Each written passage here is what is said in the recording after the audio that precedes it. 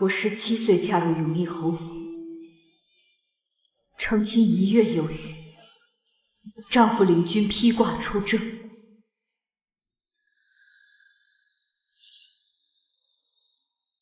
半年后，他战死沙场，马革裹尸。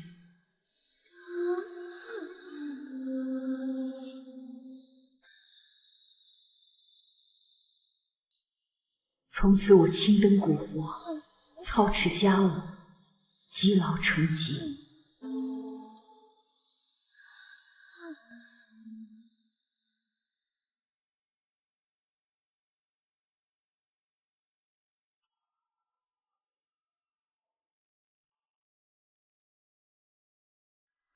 为了夫君，我呕心沥血，几乎断送了自己的一生，却为你无人依又带着妻儿回来，你把荣英……翠芝，外面什么声音？老夫人，大主君没死，他回来祭祖了。大主君，他还带回来一个女人和孩子。你们在哪？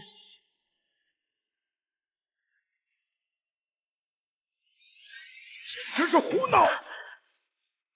过上了你想要的日子，和你的良人相伴一生。你现在又带着妻儿回来，你把荣英置于何地呀？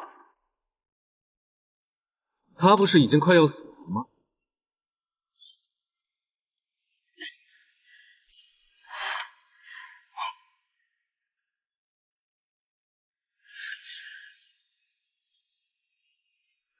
荣英，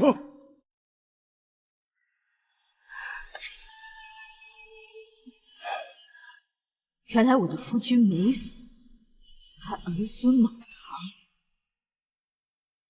我们两家成婚本来就是为了利益，你谢家也拿了好处，别装无辜。是吗？你秦俊义和良人间谍情深，琴瑟和鸣。我呢？我就活该断子绝孙，孤零零等死。凭什么？闹够了吗？别在这丢人现眼，快滚回你的屋里去！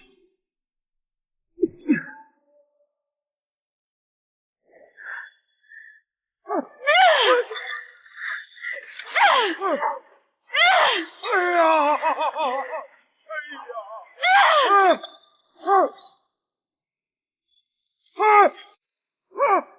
来人呐！救火！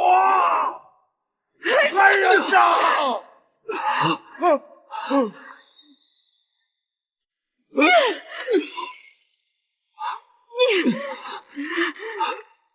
别给我机会！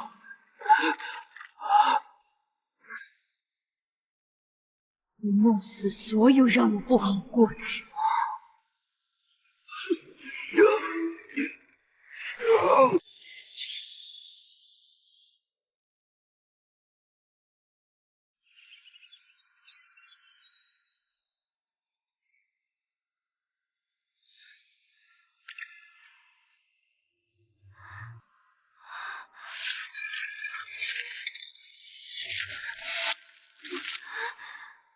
姑娘这病一点好转的迹象都没有，反倒是加重了。夫人安排的事儿也懈怠了，就该懈怠。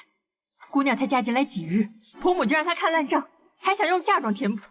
得亏是病了，这2日才没被叫去操持家务。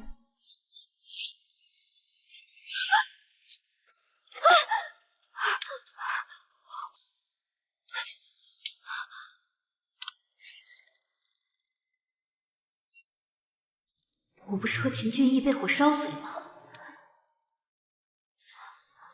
我没死。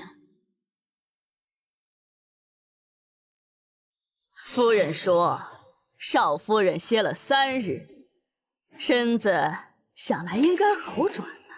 我重生了，居然重生到新婚的半月之后。袁妈妈，我们夫人还病着呢。少夫人，府中上下的事情还得您拿主意呢。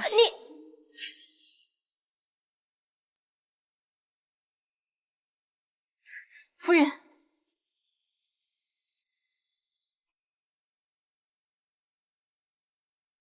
我没嫁进来之前，侯府就没主事人。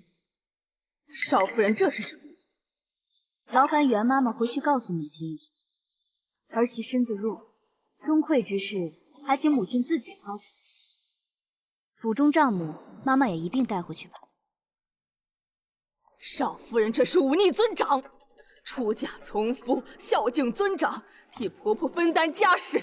少夫人，难道连这些道理都需奴婢来说教？袁妈妈，我都说了，我身子骨弱，你这么着急让我操持家事，是想让我用我的嫁妆填补亏空。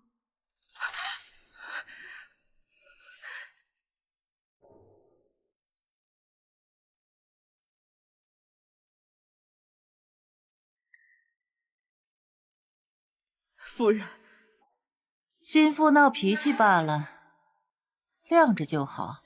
可若少夫人真不管府务，那府内的亏空，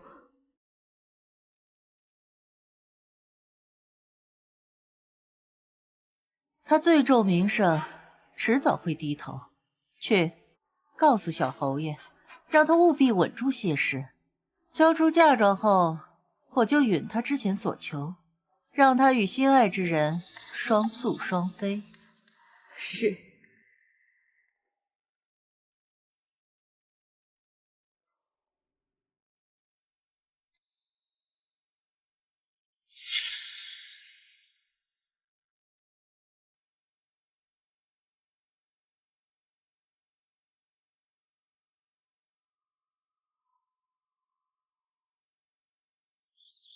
既然重活一世，这次我不会再任人宰割。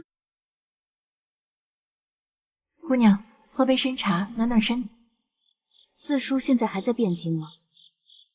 在的。姑娘怎么突然提起他？边关后面会不安呢。前世是谢家拿钱托举秦家，这才养出了一群白眼儿。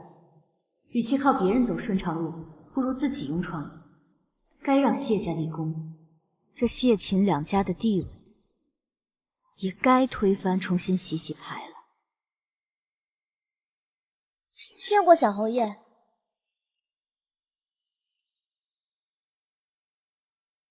今晚我将留在东院。那今晚我可能陪不了小侯爷，母亲给我的账簿还没看完，小侯爷自便。甚好，我本以为要应付你，没想到他先拒绝了。翠芝，安排人让小侯爷洗漱，伺候小侯爷休息。是。云娘，把账簿搬到隔壁厢房。是。谢荣英，有事？欲擒故纵，想引起我的注意。何必呢？既然你无情，我又何必有意？听说你白日中还把母亲安排的事情交还给母亲来处理，到底在耍什么把戏？就因为你生病，我没有去探你，现在连演都不想演。演？小侯爷，多虑了吧。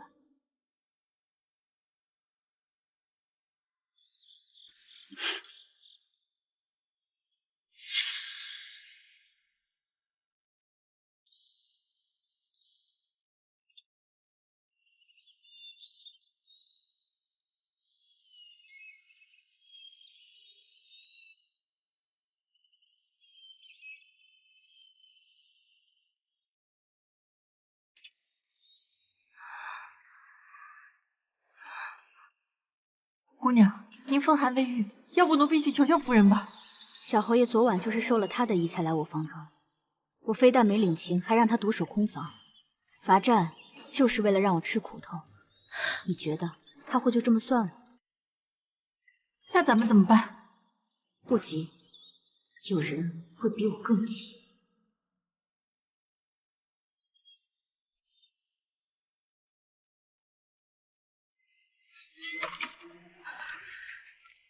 夫人，少夫人这是几个意思呀？昨夜跟小侯爷分房睡也就算了，您刻意的冷落也不着急了。管他几个意思，这性子太易就得磨。女子以夫为天，她还想有自己的想法，少夫人身子未愈，天气又冷，能否让她进来驯化？多硬的骨头，我磨不动。夫人，您明白奴婢的意思，奴婢是不想您背负恶婆婆的骂名。让她进来。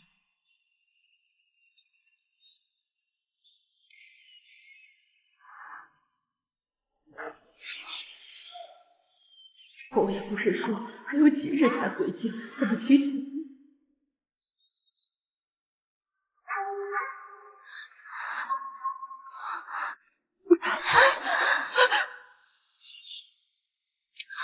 姑娘，快请大夫！姑娘，姑娘，姑娘，你没事吧？姑娘。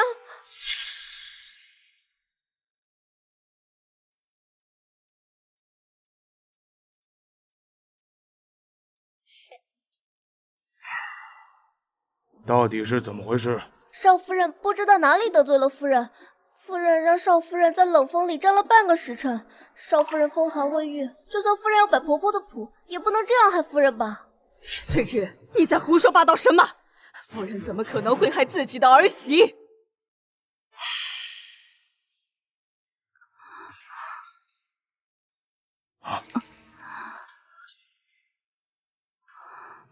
父亲，儿媳刚来府中不久，母亲让儿媳看了府中的账簿，有很多不明白的地方，也有很多不合理之处。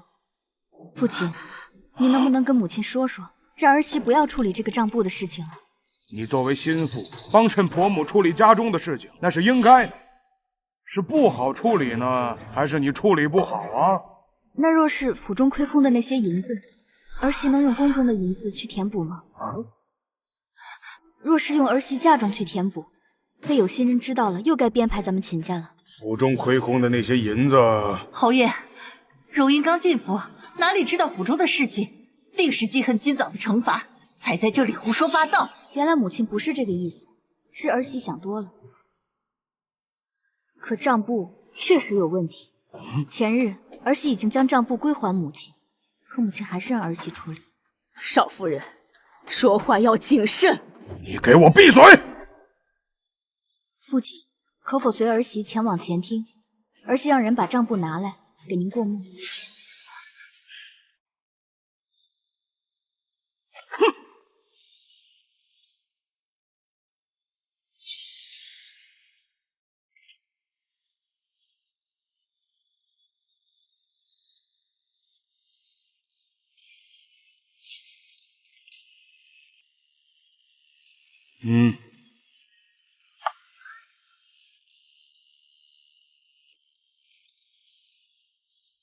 这些账簿最早到承德5年6月，里面不对之处儿媳都标注了，还请父亲过目。谢荣英，你想干什么？谢家的女儿就是这般在夫家找事的吗？母亲说的这是什么话？有问题就解决，而不是堵住发现问题人的嘴。哼，你是在质疑你婆婆以往操持中馈吗？若是母亲操持的家事没有问题，何惧质疑？若儿媳真有不懂或做错之处，母亲指点一二又如何？何必如此咄咄逼人？好了，我倒要看看承德5年6月后的账簿到底有什么可疑之处。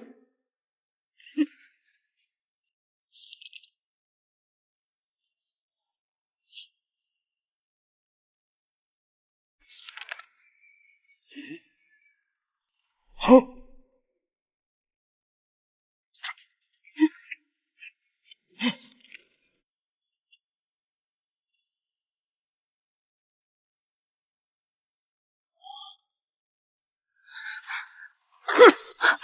我把整个家都交给你了，你就是这样操持的？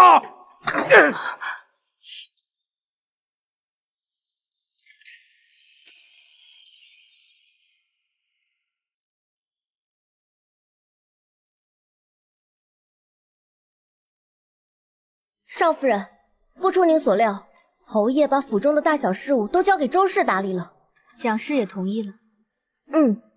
我刚嫁进来，整个侯府就盯上了我的嫁妆，传出去啊，侯府的脊梁骨都要被人戳烂。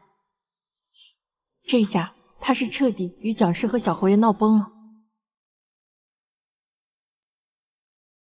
都出去！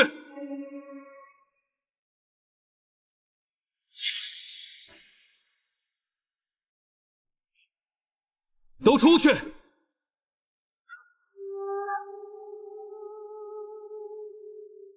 谢荣英，你到底要做什么？小侯爷，这是什么话？我怎么听不懂呢？谢荣英，你知道我为何会厌烦你吗？因为你太会演了，太会装了。我们两家成婚本就是为了彼此的利益，而你却为了这利益，装出一副跟我夫妻和睦的样子。你为了利益，为了名声，为了别人口中贤良淑德的秦家嫡长媳，讨好我，讨好母亲。你现在又不满了，到底在不满什么？哼，笑什么？我笑。我所要的利益和名声都是你们秦家得了便宜，现在不演了，跑过来气冲冲地质问我，你在不满什么？既要又要，还要当了婊子立牌坊。谢荣英，这么大声做什么？说我虚伪，你秦俊义又何尝不虚伪？心里装着一个人，却要为了秦家的前程来迎娶我，待娶了之后，又好像受了天大的委屈。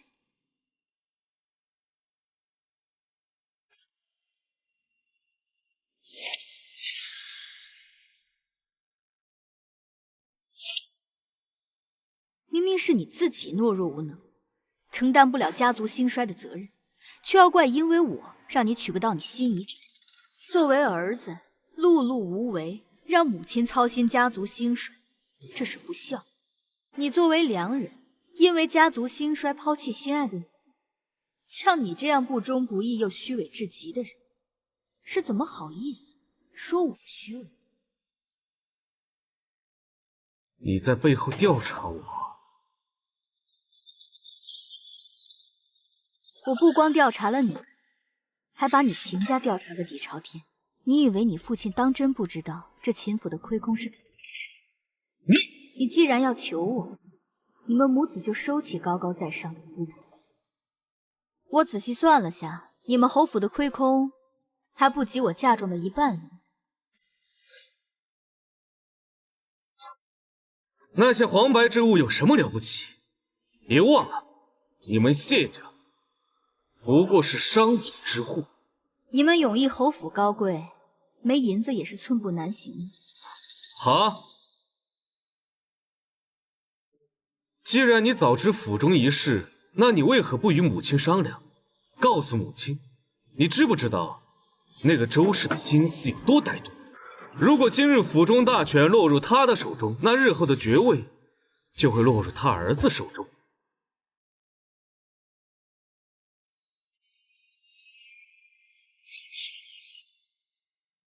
这对你有什么好处？这对我又有什么坏处呢？你嫁入秦家，嫁与我，就该为秦家、为我着想。我母亲也没有对你做什么，你嫁过来，就把掌家大权交给你，对你信任，看重你。这次是你错了。那又如何？你母亲信任我，看重我，所以我就要为你们侯府填补亏空。你别忘了，你现在也是秦家人。今日之事我就不责怪你，马上搬回主屋。今晚我会留在东院，我会去跟母亲说，我希望你能和母亲一条心。如果秦府落入他人手中，对你没好处。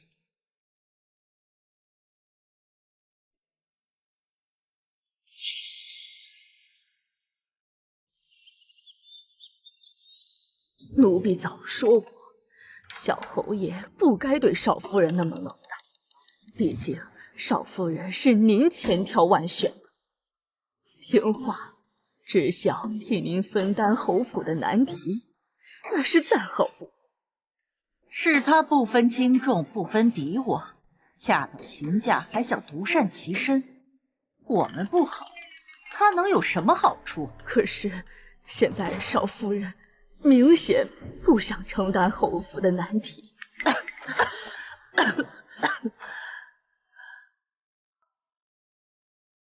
这就是他的高明之处，真是晦气，娶了个这么不好拿捏的玩意儿。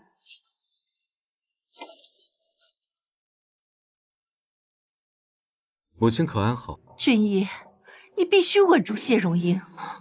放心吧，母亲。毕竟我和谢荣英现在也是夫妻，虽然现在面和心不和，但是在大局上，还是知道该怎么做的。谢荣英不差的，比你喜欢的那个女人好太多，又能替你分忧，你还能借着谢家的财力，让侯府更上一层楼。我知道的，母亲。你去哄哄她，让她出面把侯府的亏空给填了，也是我的功劳，你父亲也没话说，掌家大权就回来了。母亲，是不是只有我让谢荣英平了侯府的亏空，我才可以和心爱之人相守？我要带她去边境，长相厮守，母亲也应允吧。你疯了！我只想和心爱的人长相厮守，还望母亲成全。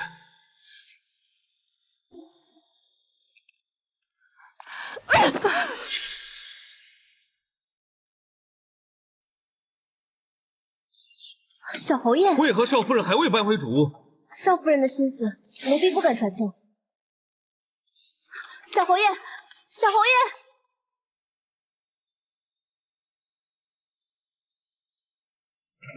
谢荣英，小侯爷这2日来的真急，你闹够了吗？我可没时间跟你闹。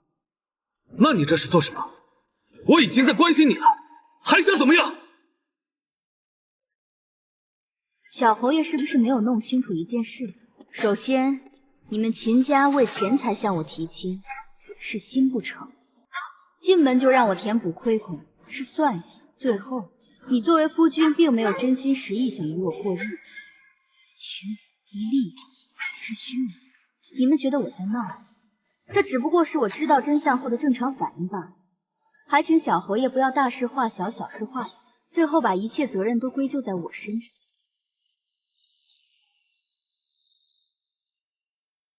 你说近几日要歇在东院，无非就是想让我替你们秦家平了那些拖欠朝廷的银子。要是小侯爷有什么说什么，我谢荣英还高看你几分。可小侯爷为了让我帮忙，委曲求全的讨好我，还真不像什么大丈夫。谢荣英，小侯爷这么容易就恼羞成怒，说几句就受不了。那要是秦家落魄了，小侯爷又该怎么帮我？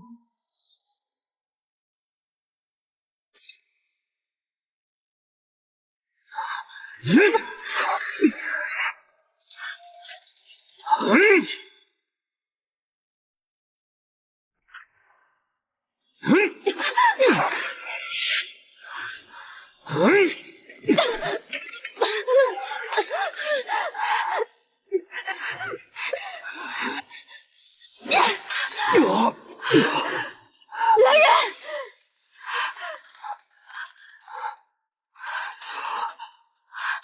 你已是我妻，这是你无论如何都改变不了的事实。秦家的事情，你是不帮也得帮。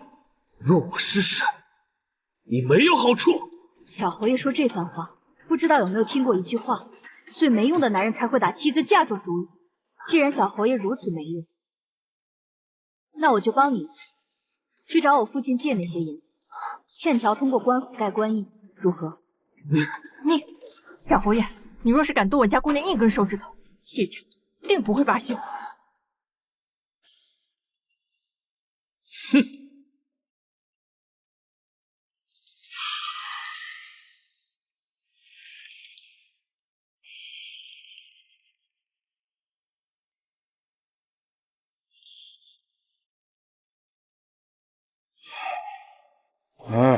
君毅，府内亏空这事儿，谢氏当真不可商量？他说借银子可以，写借条盖官印。府内亏空一事，儿子会想办法找谢氏帮忙，但父亲可要答应儿子有一条件。什么条件？待亏空平息，请父亲亲自向官家请旨，允儿子出征边关。那你打算怎么让谢氏帮这个忙？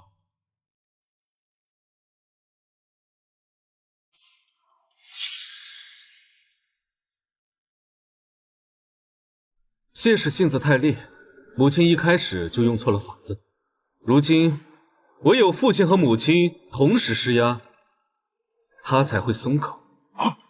可这100万两银子，它不是个小数目。谢氏最看重的是规矩和孝顺尊长，若父亲和母亲同时开口，他不会拒绝。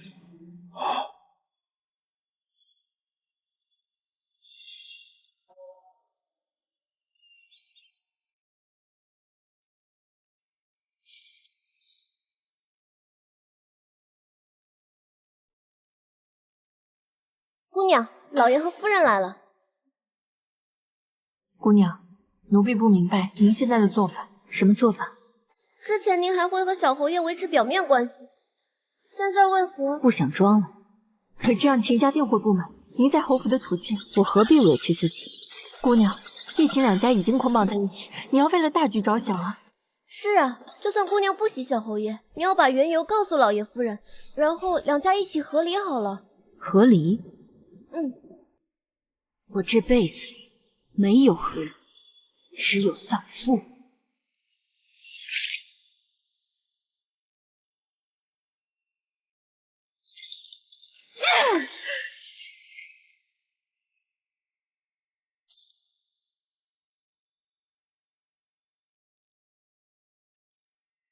我要和秦家这群人不死休。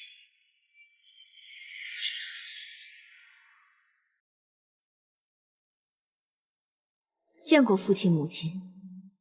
走吧。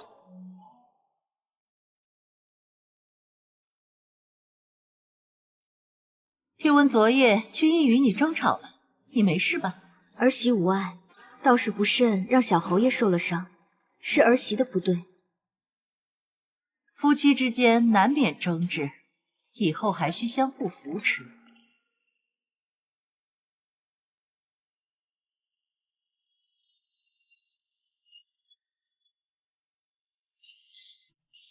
荣英啊，今日我与你父亲前来，是有事相求。母亲请说。荣英啊，你母亲前2日有些冲动，还望你能别见怪。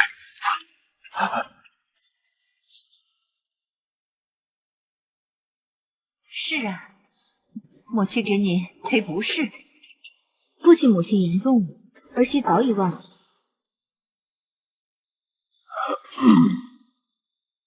荣英啊，秦家如今有难呐，还望你能帮衬一二。父亲说的是侯府欠朝廷的银子吧？这事儿儿媳帮不上，但家父可以。只是需走钱庄规矩，签字画押，1分都不能少。谢荣英，做长辈的求到你跟前来，你竟然如此混账！谢荣英，做长辈的求到你跟前来，你竟然如此混账！那父亲和母亲让儿媳白白拿出100多万两银子，算什么？算儿媳孝顺你。永义侯府自己奢靡败光了家底，却让我这个连侯府半杯茶水都没喝过的外人填补窟窿，要不然就是混账不孝顺。母亲，您是不是在这侯府逆来顺受惯了，觉得儿媳好欺负啊？爹，荣英不会让你白白拿出这笔钱，我们全家都会记得你的好。简直是胡闹！你现在又带着妻儿回来，你把荣英置于何地？父亲怕是忘了，母亲那日大张旗鼓的去我谢家提亲，如今成亲不足半月，就让儿媳拿嫁妆填补亏空。这什么？这传出去，永义侯府啊，怕是成了整个汴京的笑话。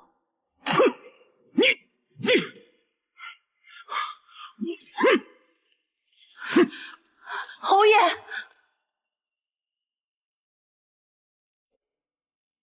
柔英，你在不满什么？母亲何必装糊涂？我是不会拿银子填补这个窟窿。既然你不把秦家看作一家人，倒是我多事了。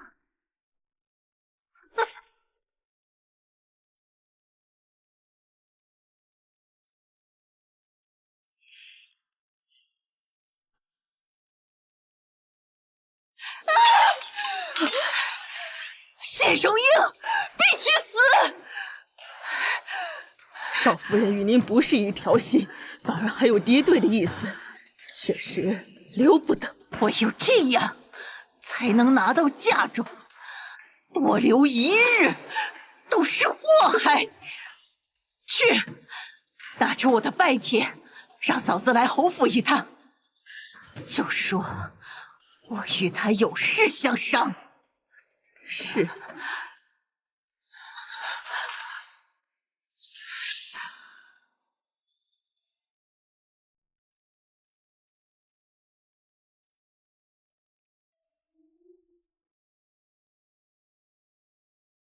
蒋六爷爷来了。侯爷与夫人离开东岳后，第二日夫人的嫂子蒋夫人就来了府中一趟。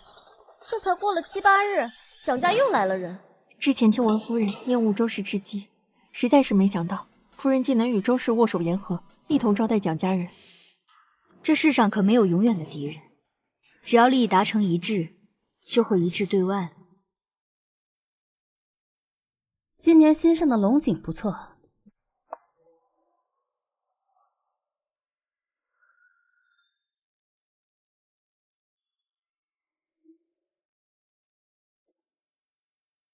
这是舅母成婚那日见过的。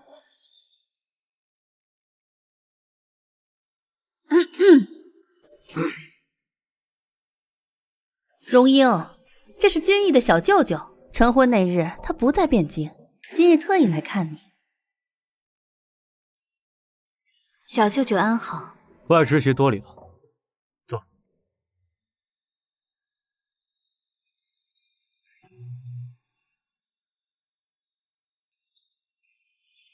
父亲和小侯爷怎么没来？边关有战火迹象，他们早出晚归。若真动乱，怕是要出征了。这座侯府主母不易，你要多孝敬你母亲，替君逸照看好全家。舅母说的是，以后还望多多指点。荣英只需帮朕府中事务就好，最重要的是为君逸开枝散叶。不如过2日去开宝寺祈福，正好踏青。荣英同去，正好求子。好啊。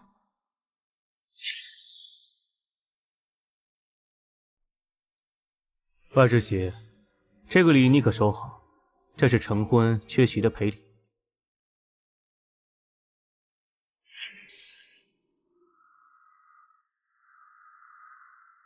谢谢小舅舅。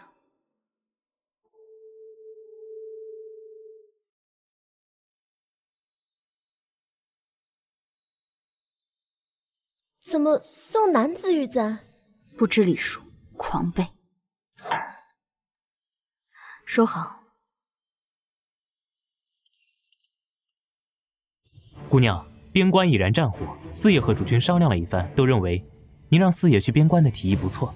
听闻边关守将是魏王部下，若得照顾，是不是对我们谢家只有利没有弊？是这样没错。虽然魏王主张打仗，可若官家执意谈和，该如何？我不信朝堂上那些文官的舌头比得上只手遮天的魏王。听闻魏王也是姑娘这意思，只是魏王如今被大娘娘逼婚，有些脱不开身。无妨，你让四叔按计划进行。是。姑娘，我还有件事情要禀报。姑爷在归乡养了个花容月貌的外室。姑爷在归乡养了个花容月貌的外室，我不敢打草惊蛇，寻思把这件事情先告诉姑娘，免得到时候她把人藏起来，反咬一口说我们污蔑她。该不会姑娘早知道了吧？是。什么时候？成亲之前？那姑娘为何还要嫁？成亲之后知道的。我去查查那女人身份。不必动怒。姑娘不介意啊？介意什么？一个男人的心在另外一个人身上，他还不配。姑娘，袁妈妈来了，让她进来。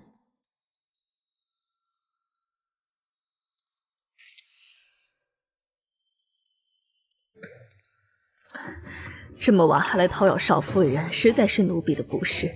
只是夫人与舅夫人后日要去开宝寺为两家祈福，这便让奴婢特来告知少夫人一声。后日？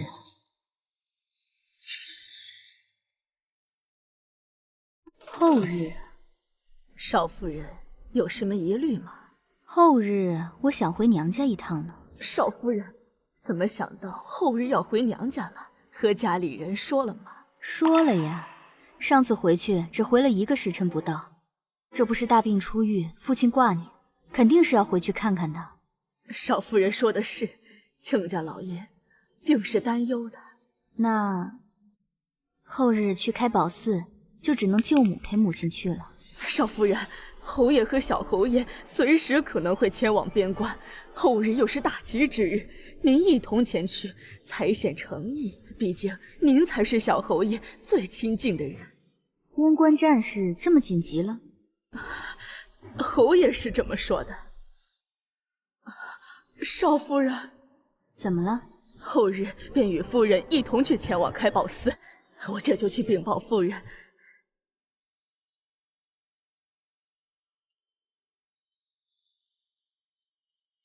都说了要回娘家，非要拉着姑娘去寺庙。这么着急让我跟着，事出反常必有妖，说不定有什么好戏正等着我呢。姑娘的意思是，后日翠芝留在府里，顾寻、芸娘，你们随我出府，我倒要看看他们要演什么戏。是。听闻魏王也在开宝寺为大娘娘祈福，那感情好啊，说不定我还能送魏王一份大礼呢。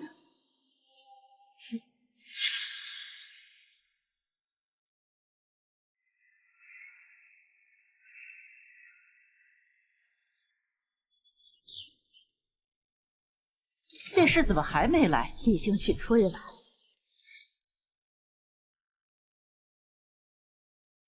这谁家马车？奴婢不知。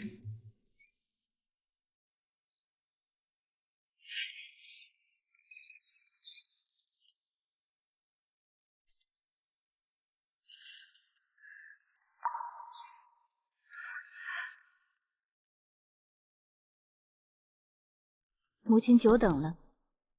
上车吧。少夫人，您和夫人一辆马车。不用了，我有自己的马车。换了马夫？这本就是儿媳从谢府带来的马夫，何来换了一个？翠芝怎么没与你一起？翠芝有些不方便前往寺庙，儿媳让她留在府中了。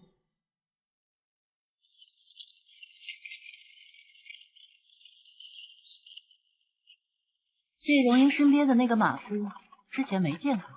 或许真的是谢家带来。嫂子那边可准备好了？准备好了。舅夫人说，自家人办事，还望夫人放心。不管是谁入了我的局，都别想全身而退。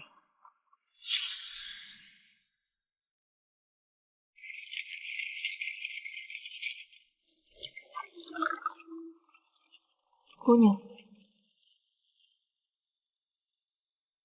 蒋家夫人带了她的女儿，还有蒋姨。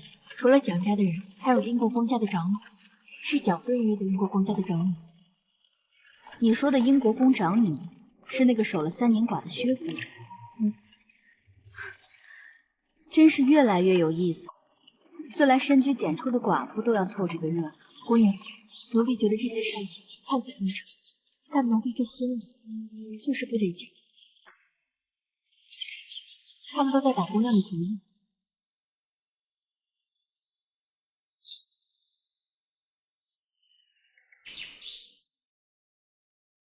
妹妹可算来了，嫂子久等了。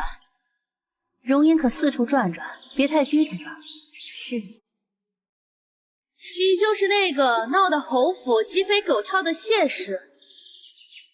英国公家的女儿，没想到都这般爱嚼舌根。莫非张家姑娘都是这般没教养？哼，佛门禁地，少夫人何必咄咄逼人？薛夫人既知是佛门禁地，就该管好自家姑娘。容英，慎言。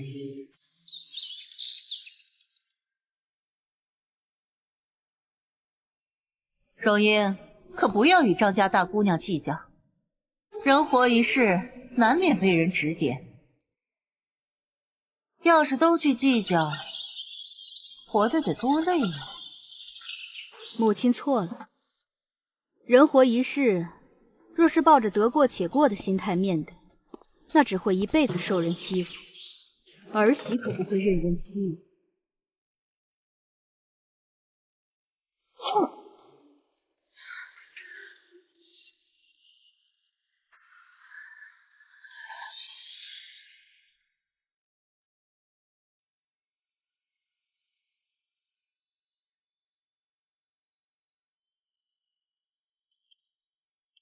姑娘，你让属下查的事情有眉目。说。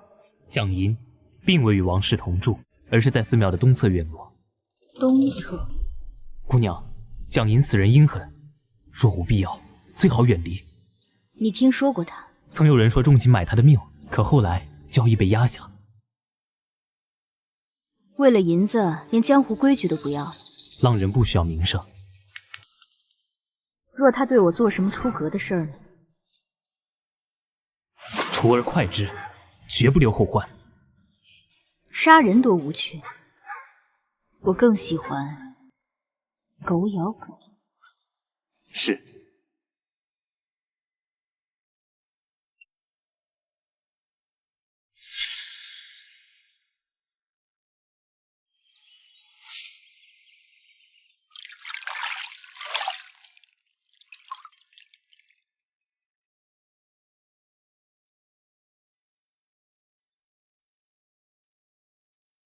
少夫人，夫人吩咐今日4时前往大雄宝殿听经，请您打扮得体些，莫要太过招摇。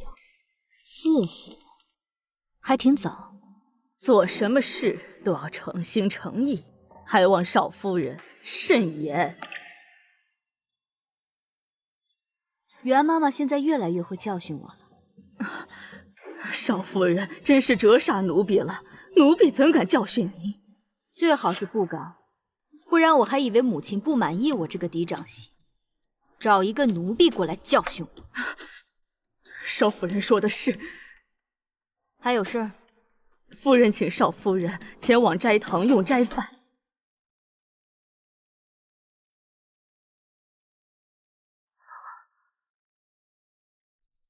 以后有事就直说，少教训我。母亲还在，轮不到你多嘴。是。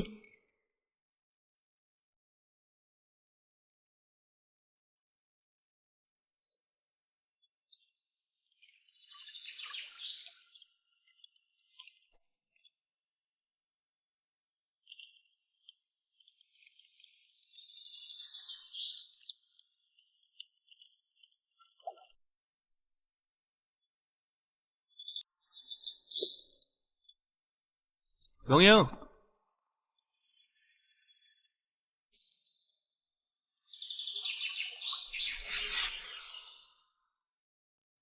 龙英，蒋舅爷，就算您是小侯爷的舅舅，但我们姑娘的名讳也不是您该换的。哦，原来长辈不能换小辈的名讳，是舅舅无礼了，还望容英莫怪。舅舅要是真觉得失礼，还是让开，让晚辈先行离开。嗯。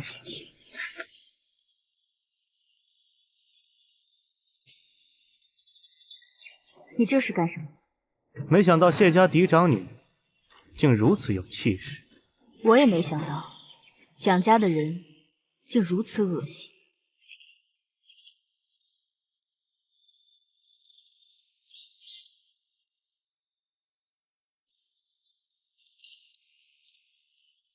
这要是玩弄起来，肯定非常有味道。六爷，可有把握？你就去长姐和长嫂说，只要今晚把她身边的人处理干净，我自有办法。六爷放心，一定会处理好少夫人身边的人。奴婢这就去禀告夫人。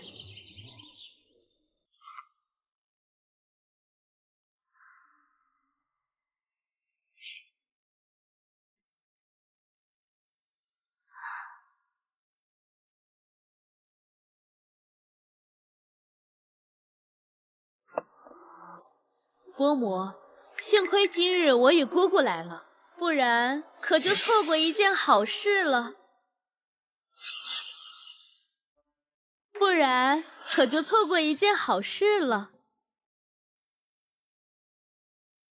若，休得无礼。什么好事啊？小事罢了，不值一提啊。稍后我们去大雄宝殿听经，薛夫人可要同去？哦，身子有些乏了，就不去了。那就不打扰了。伯母，舒儿姐姐能同去吗？当然。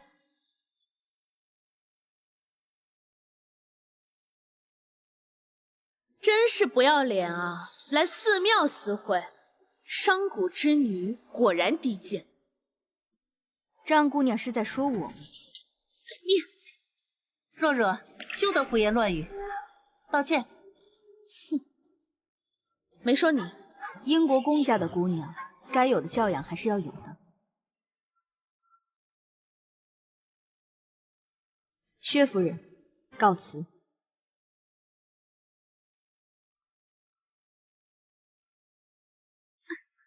蒋舒儿，你就这么看着他勾引你六叔？他仗着姑母心善，嚣张得很。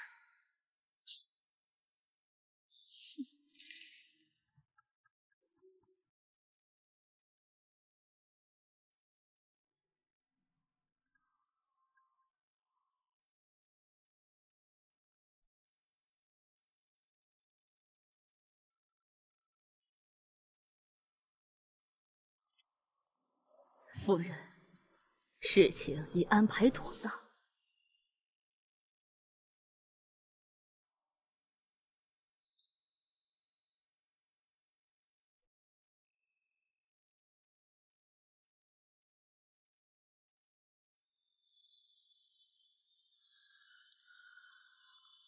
无论你们耍什么把戏，我奉陪到底。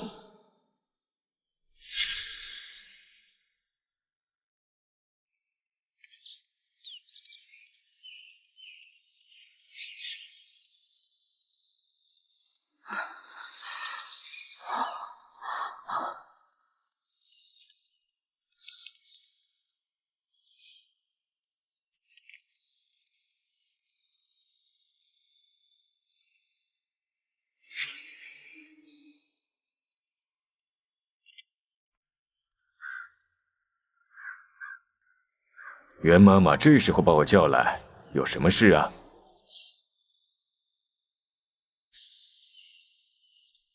夫人需要你解决一个人。解决谁？小侯爷新娶的少夫人。当初不是夫人千挑万选的谢家大小姐吗？不听话是祸害，不能久留。可会有什么麻烦？夫人会打点好一切。今晚少夫人的院子会遣散下人。好，我奉命行事。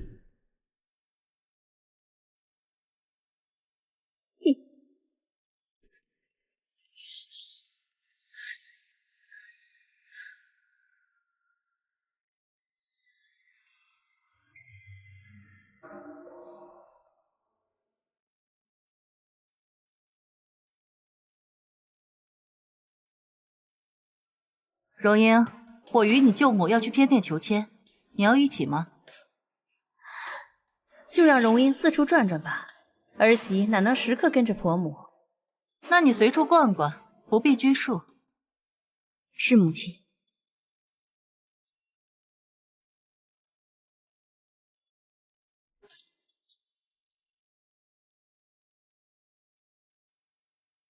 姑娘，奴婢要禀告一件事情。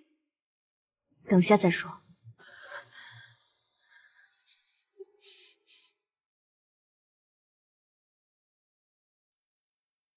事情就是这样，姑娘，我们回家告诉老爷，提和离，郑侯府不能待了。和离就能解决？只要离开侯府，夫人的手还能伸到谢家去。退让只会让他们更肆无忌惮。可他们要的是您的命啊！我的命没那么好拿。可你为何往那火坑里跳啊？芸娘，信我。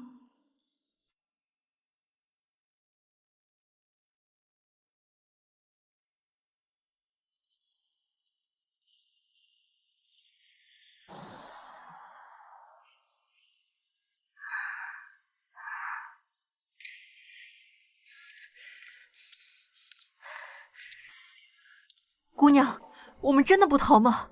逃什么？该怕的是他们。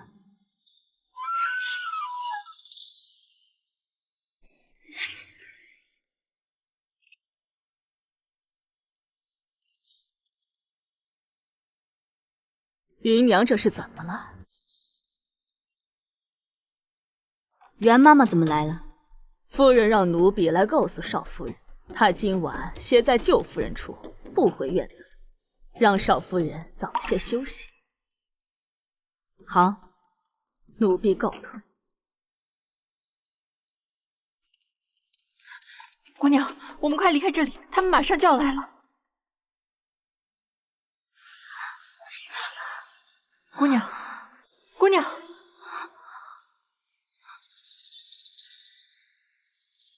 这香有问题。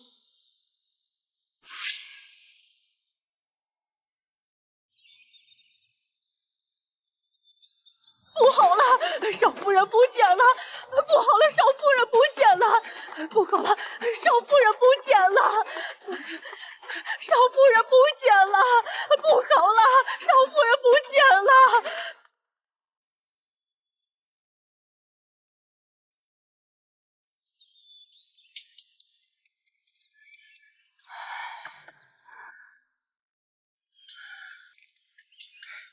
秦夫人先不要慌张，少夫人贪玩，等会儿就会回来呢。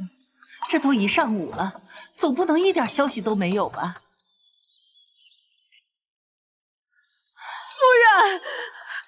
夫人，夫人，少夫人有着落了。夫人，怎么，是我不能听的是吧？说吧，薛夫人不是外人。那，请夫人和薛夫人随奴婢一同前去吧。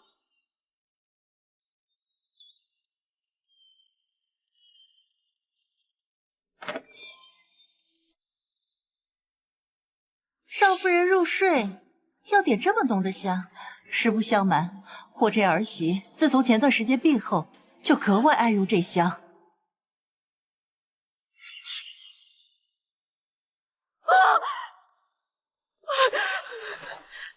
这是六爷的衣服。娘，娘，你不是去找若若了吗？何事如此慌张？姑奶奶，我们姑娘不见了！你说什么？还不快去找！奴婢找过了，哪里都不见姑娘，怎么办啊，姑奶奶？薛夫人，我也派人去找一找。是啊是啊，应该是贪玩，说不定现在还在哪儿等着呢。发生什么事儿了？这么热闹？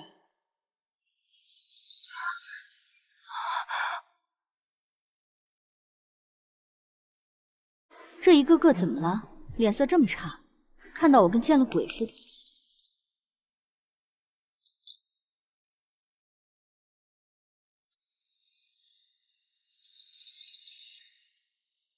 这是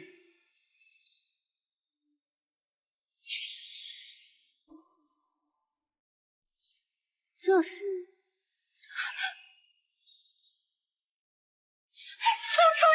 哦，是，我们现在就出去。守夜，快走！走什么？别添乱！母亲，这是什么话？什么叫别添乱？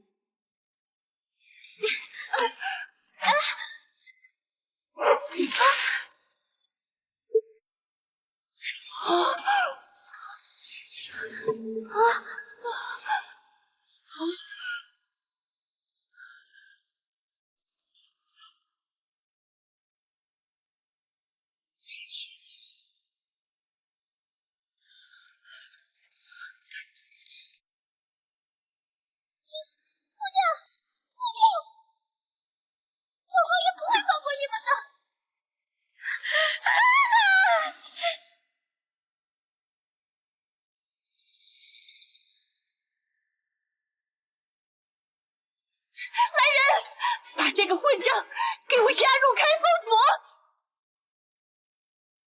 把三姑娘带走，把三姑娘带出去。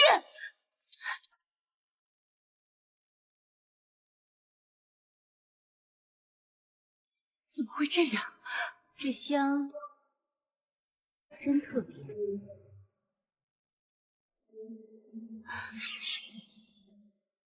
谢荣英，母亲这么大声做什么？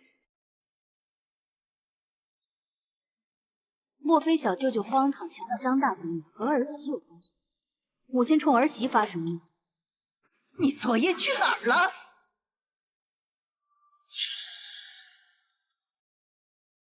你昨夜去哪儿了？就在厢房中。你昨夜根本就不在厢房中，是吗？母亲好像很不满儿媳在厢房中。这房中的事情是不是你干的？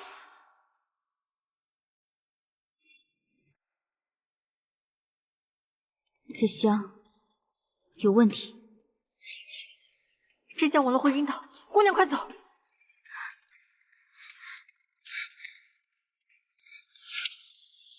姑娘，我带你去另一个院子，那里安全。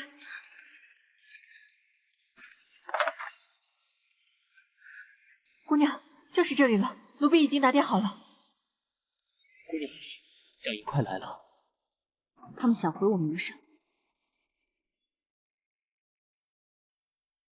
英国公府女眷的住处离这不远。是。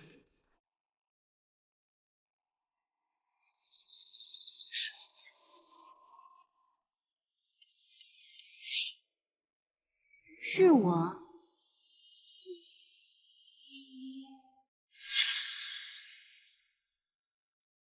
是我。小妹。母亲现在不应该问这厢房内的事跟儿媳有没有关，而是该想想怎么平息英国公的怒火。你竟敢这般目无尊长！那又如何？你是不是还在想，原本在这厢房内受折磨的人，应该是我，想败坏我名声，肖想成功后拿我的嫁妆填补亏空，名声败坏的我，就算谢家再得势，也找不了你们秦家一分嘛。接下来，母亲该担心的就是报应不爽，我等着母亲再报复我。谢府长女果真贤良淑德，竟敢如此对待自己的婆母。我要是你们，现在就该好好想想如何保下蒋银这条贱命。毕竟英国公府张家可不是那么好忽悠的。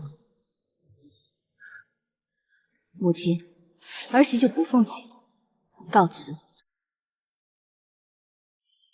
你以为你的下场会好到哪儿去？薛夫人会不知道我们的打算？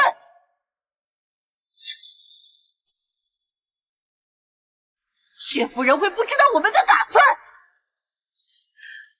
有没有可能，我就是故意的呢？什么？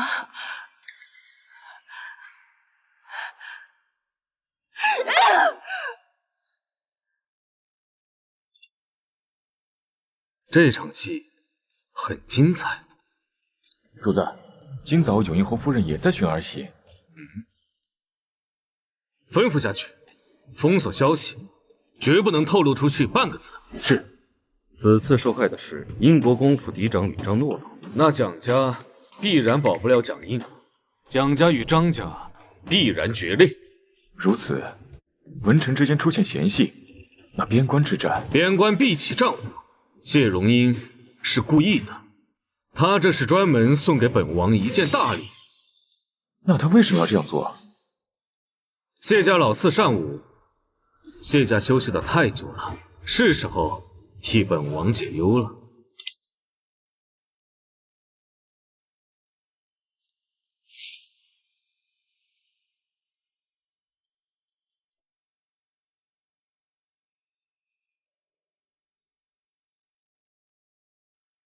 让四叔做好去边关的准备，这次是真的要开战了。姑娘故意让蒋征两家产生嫌隙，是他们逼我。你随我去一趟刑房。是姑娘。姑娘要去做什么？我要蒋莹的命，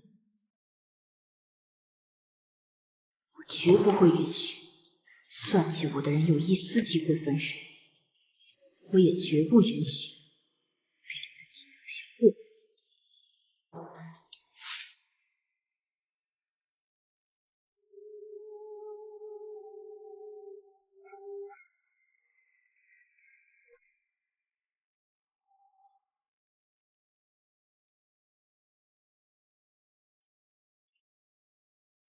小舅舅觉得好玩吗？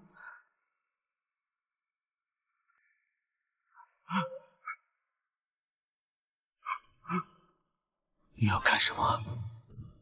你现在这个样子，还能拿我怎么样？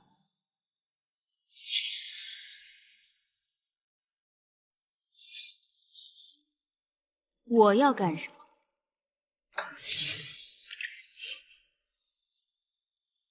白知县，这个礼你可收好，这是成婚缺席的赔礼。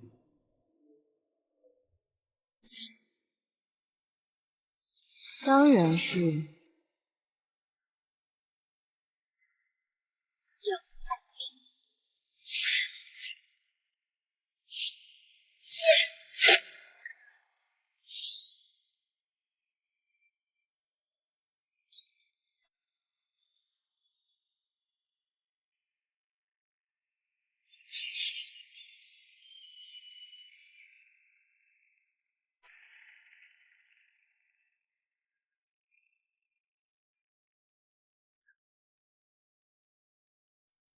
是我太小看他了。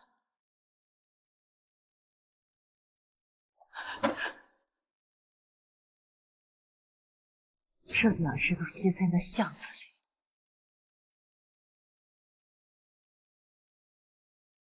对今日发生的事情有什么想法？说话！是您自己心思不够缜密，让他钻了空子反咬一口，还要了六舅舅的命。难道该反思的人不该是您吗？这就是你的想法？你没有心吗？母亲，您当初让我娶谢荣英，你有一件事情顺心吗？那谢氏，我是一日都不想看到。我决定，我要接瑶儿进府里。你说什么？那谢氏狡猾难对付，不如和离，让她回谢家。休想！秦家的亏空必须由她的嫁妆来填。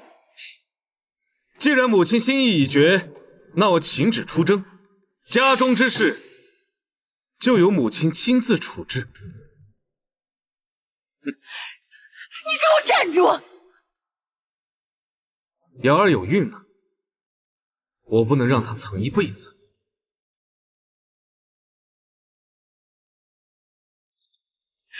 逆子！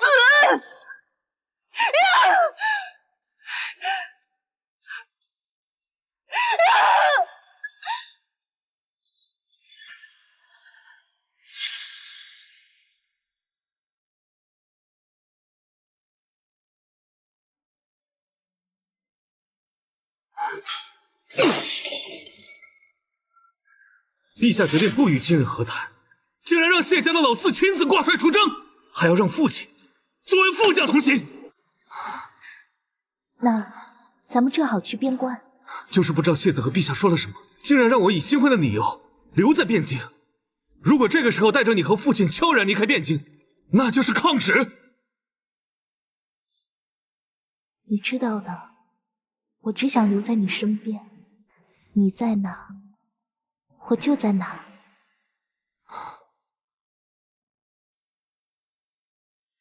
既然不能把你带走，那我一定会让你入府。只是母亲那边，相信我，我去说服你母亲，她会让我进侯府的。以平妻的身份，恐怕没这么简单。她会在意的，这可是永义侯府的未来。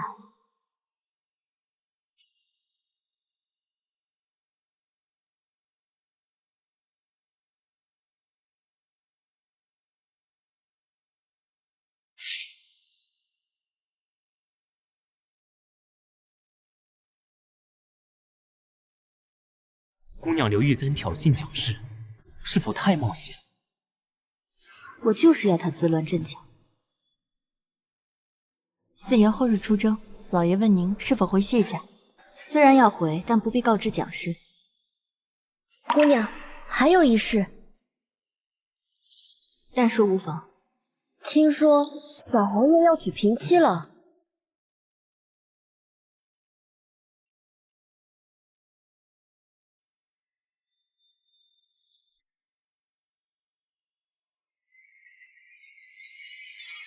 姑娘，接下来怎么办？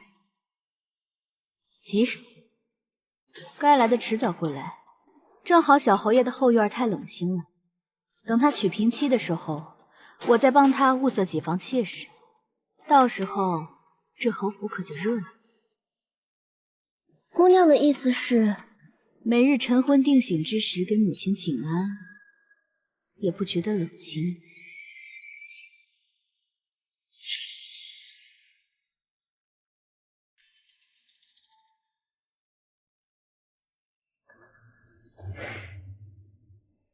夫人，明日真要进侯府。等了这么久，终于等到今天了。去帮我办件事。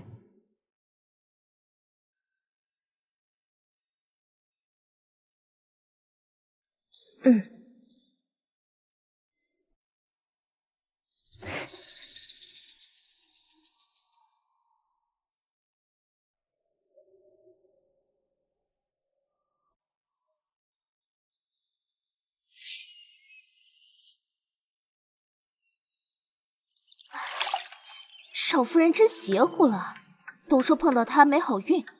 蒋六爷被关入开封府前，才刚刚送了少夫人新婚贺礼。是啊，不久后他就被送进开封府了。重点来了，蒋六爷死无全尸，五脏六腑都露出来了，脑门插着的正是新婚贺礼，就是送给谢氏的那只白玉簪。你发现没有，少夫人自从生病后就完全变了。少夫人看着挺规矩的呀，怎么中了邪了呢？都在胡说什么呢？还不快去干活！是。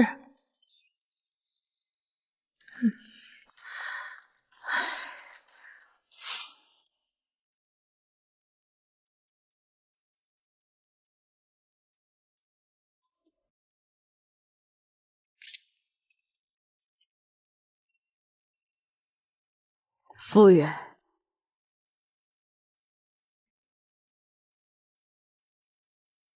夫人，府内都在传谢氏中邪了，说六爷的死。袁妈妈，你怎么看？不过少夫人自从那次风寒后，就像变了个人。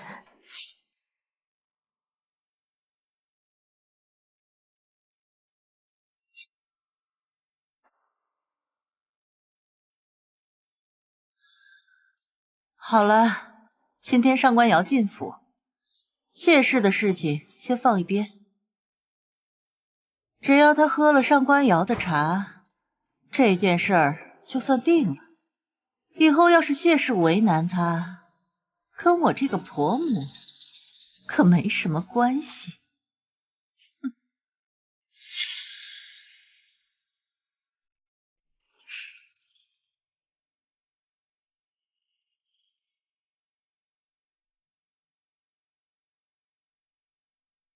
这就是瑶儿吧？果然是个可人儿。给夫人请安。快坐吧，以后都是一家人。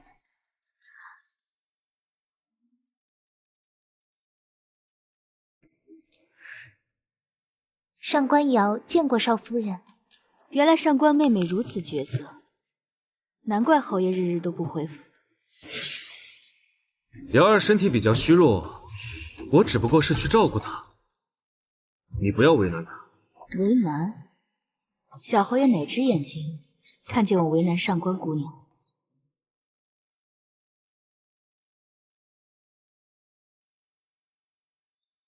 既然上官姑娘来了，那我便让人挑个良辰吉日，让君逸将上官姑娘迎娶进门。荣英觉得呢？母亲决定就好。既然如此，那上官姑娘给荣英敬茶，也算得了正妻同意。荣英啊，事已至此，若是你父亲问起，就要实话实说。母亲与君逸可没有逼着你接纳上官姑娘。母亲放心，儿媳知道什么该说，什么不该说，毕竟家和万事兴呢。你的大度，君逸和上官姑娘一定会铭记于心。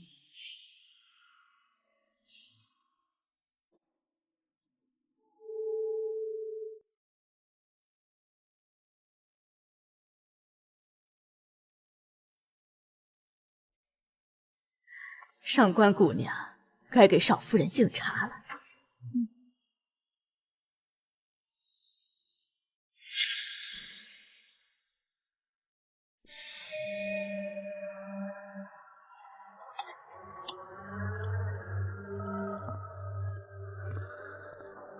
姐姐，请用茶。上官姑娘刚进府，许多礼数不必操之过急。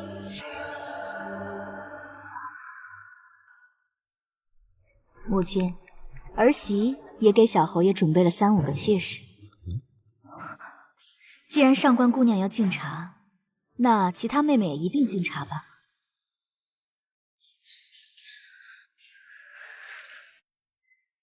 芸娘，带人进来。是。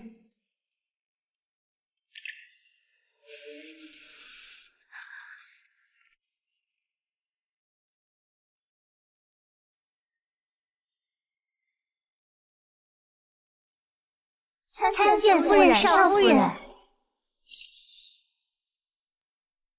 儿媳虽心有不悦，但也得为小侯爷的子嗣考虑。母亲，儿媳有做正事的大度吧？谢荣英，你什么意思？我什么意思还不够明显吗？当然是为夫君的子嗣考虑了。妾身在为夫君分忧，也想多些姐妹在母亲跟前伺候啊。不用，我不需要什么妾室。哦，夫君是想为了上官妹妹守身如玉？你别想用这种低劣的手段来破坏我和瑶儿的关系。就算你装出一副贤良淑德的样子，我的心也不会放在你身上。没事的，少夫人也是为了你的子嗣考虑。我不想你为了我，让你的子嗣单薄。既然上官姑娘都这样说了，小侯爷也不用证明对上官姑娘的深情了。谢容英，况且若是这么深情，怎么这少夫人的位置成我的了？既然我是这永义侯府的嫡长媳，就有责任为小侯爷的子嗣考虑。毕竟，母亲也想早日抱上大胖孙子。母亲，是不是啊？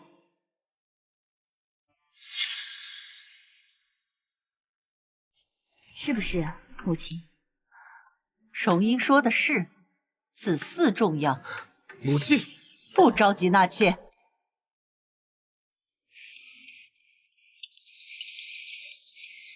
你这个正气的肚子里都还没有消息，那些妾室怎么能越过你生下长子长女？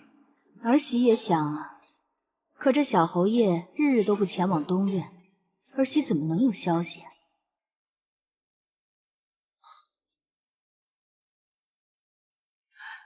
君逸啊，这就是你的不对了。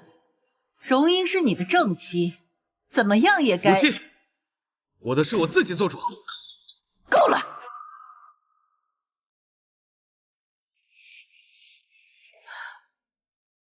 我看谢氏给你相看的这些妾室，不管是模样还是身段，都是极好的，一并收入你房中。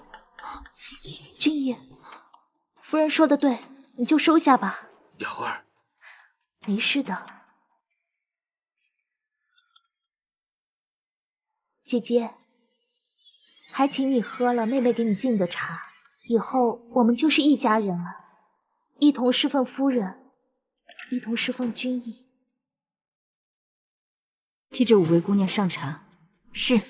谢容英，你别太过分了。没事，君逸。少夫人与你成亲不足1月，心里自然是有气，有气就是要发泄出来。没事，我可以与那些妾室一同给姐姐敬茶。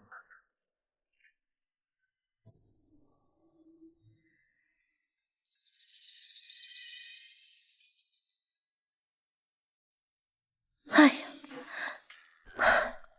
翠芝，你转来转去的，转得我头都晕了。姑娘，小侯爷娶平妻的事已成定局，可这外面的人都在传，是您中邪才害死了蒋六爷，您怎么一点都不着急啊？原来如此，你去跟顾寻说一声，我要出去一趟，叫他把马车备好。是。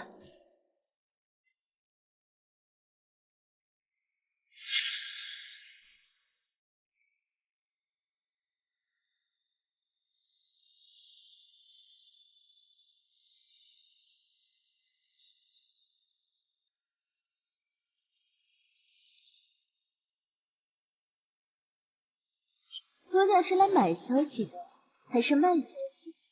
我要买承德4年骠骑大将军上官燕的画像，5000两白银。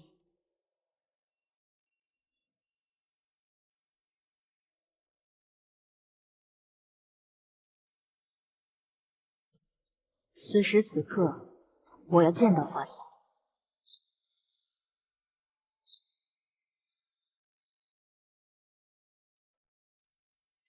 有位姑娘来买上官燕的画像，罪臣上官燕。买画之人是永义侯府少夫人谢容英。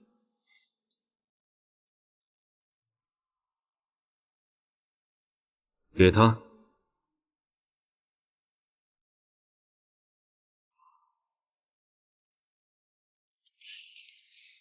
这是承德3年东家亲笔所画。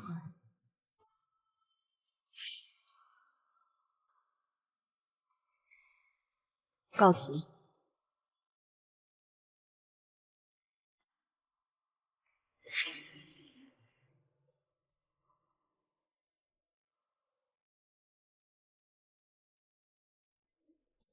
都准备好了吗？都准备好了。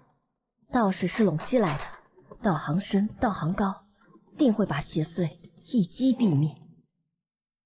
一击毙命，这可不好玩。婆要的是谢荣英遭万人唾弃，走投无路，才解我心头之恨。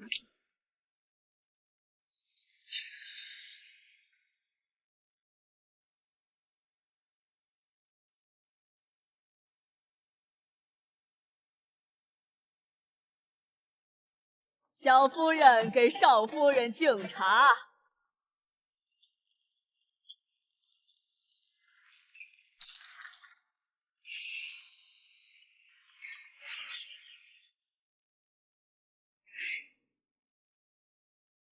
姐姐，请喝茶。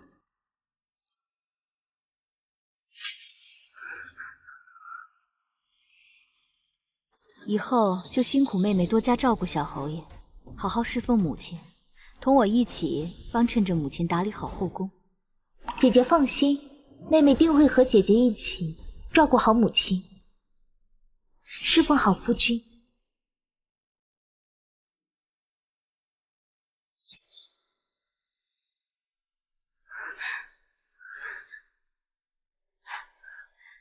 妹妹难道是怕我当着这众人的面暗害你不成？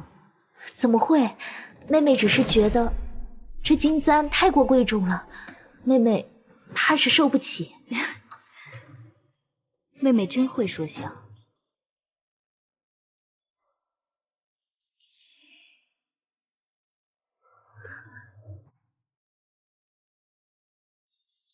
祝妹妹和夫君百年好合，永远不分离。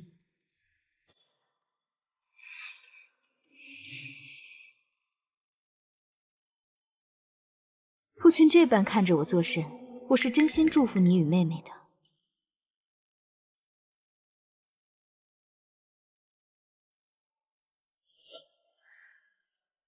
吕程送入洞房。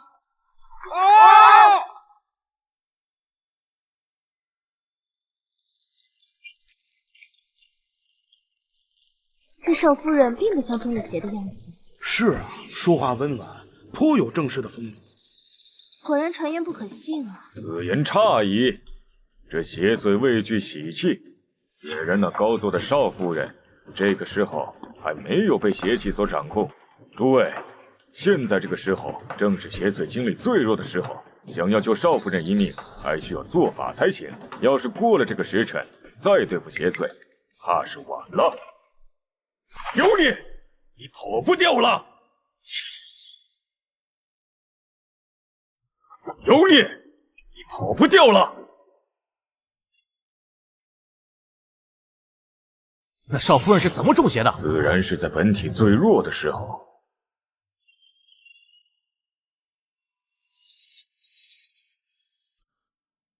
少夫人想来是在月初的时候，受了一场很严重的风寒。确有此事，我这儿媳也是在那场风寒之后就开始不对劲了。道长，这可怎么办？您一定要想想办法，救救我们少夫人。你放心，有道长的出现，肯定能有办法的。道长真是厉害，连我何时患的风寒都算得出。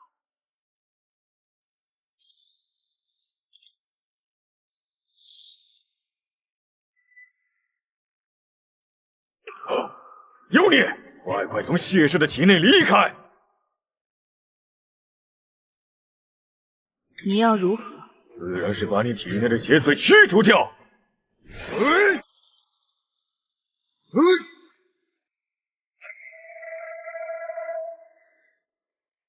继续。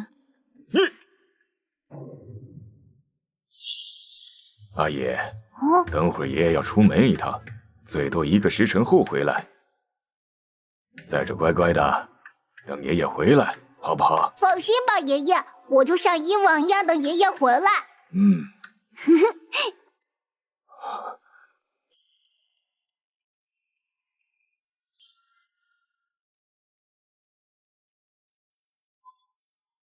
怎么回事？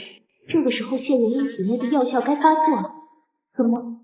难道道长会错了意？这邪祟并没有在我的身上。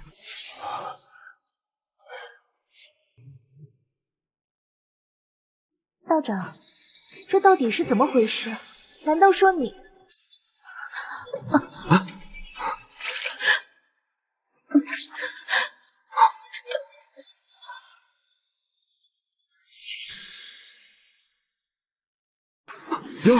瑶儿，你怎么了？瑶儿，怎么回事？这是大夫，快叫大夫！快叫大夫！请什么大夫？这一看就是中邪了。道长，我听闻这邪祟不仅在人最脆弱的时候爱上身，在最喜庆之时也爱上身。毕竟这喜气不代表是正气，也可能是邪气。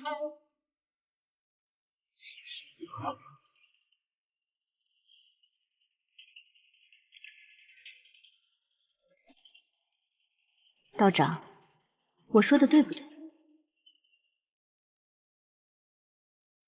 少夫人说的是。刚刚还好端端的一个人，现在怎么变成了这般模样？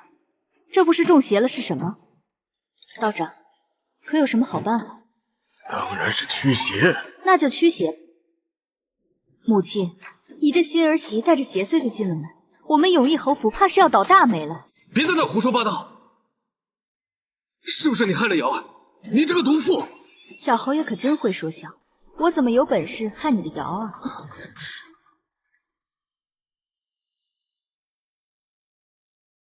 道长，可有法子？母亲，你也相信这种荒谬之言？突然这样，不是中邪是什么？快去把小侯爷拉开！是。滚开！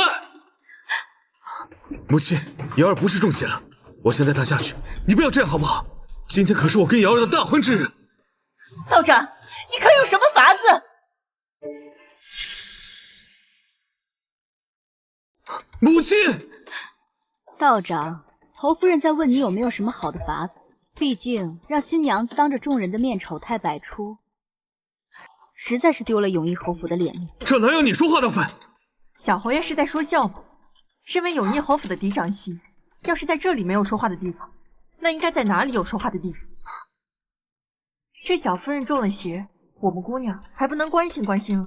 少说两句吧。道长，这大夫怕是一时半会儿来不了。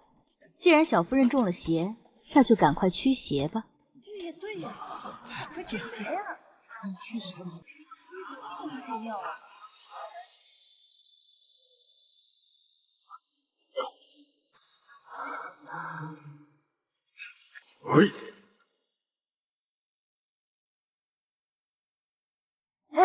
这果真是中邪了。只需要服下一颗驱邪丸，就能压制体内的邪祟了。服下就可驱邪了？是的。那还请道长给我，多少银子我都可以出。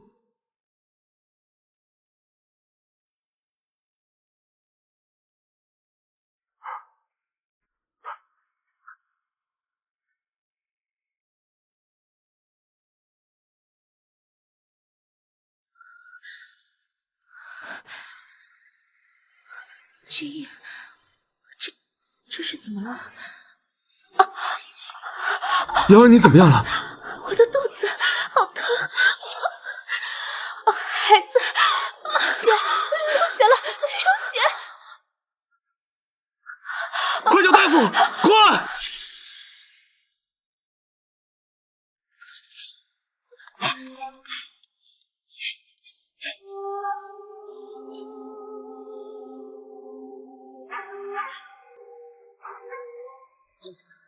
这是滑胎之象，夫人服用了什么？茶盏，快去把茶盏拿来。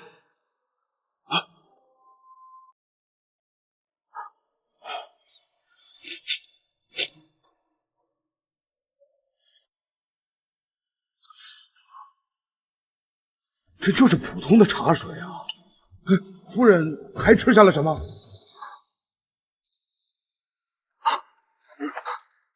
这个呢？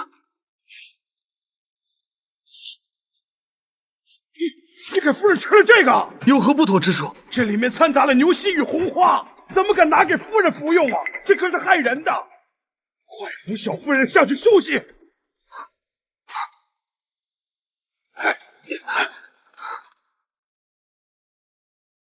等等，你让谁等等？真是越来越没规矩了。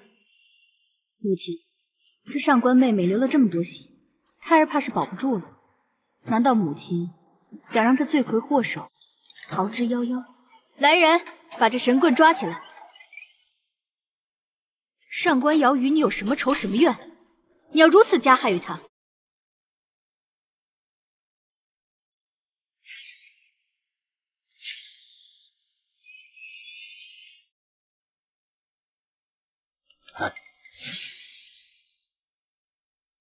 道长，夫人要他生不如死。求生不得，求死不能。对，夫人要对付之人，名声在这汴京一落千丈，最好从此以后就如疯魔一般的活着。夫人，全安排好了，没有任何的后顾之忧。道长，你放心好了，你所担心的一切都不会存在。既然雪清姑娘都这么说了，那贫道就出面度一度这个孽障。此药服下以后，只需在半盏茶的功夫就会生效。半盏茶的功夫后就会疯癫？还需闻到贫道桃木剑上的特有气味才会发作。那就麻烦道长了。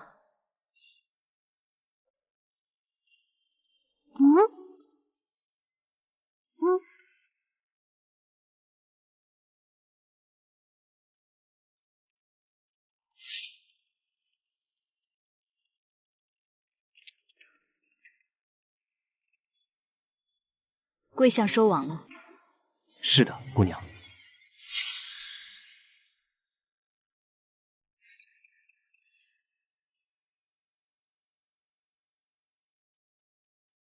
想让我在众人面前发疯，落得个疯子的名声，正好证实了最近京中的言论。这上官瑶好算计，一进门就想让我在整个汴京抬不起头，也算是一进门就送给蒋氏一份大礼了。姑娘打算如何做？将计就计，不说话啊！翠芝，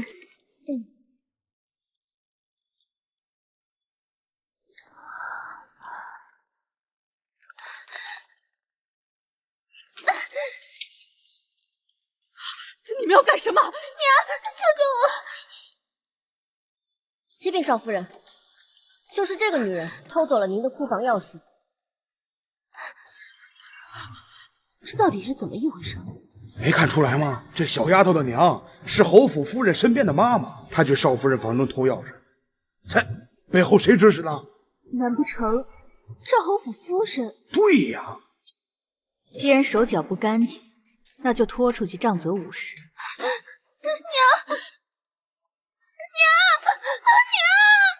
救我！娘！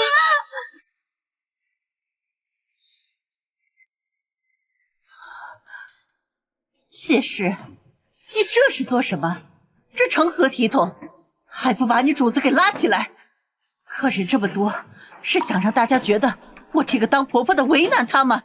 儿媳知道母亲因为家里亏空的事焦头烂额，但儿媳面对这100多万的亏空也是无能为力呀。这怎么回事啊？100多万！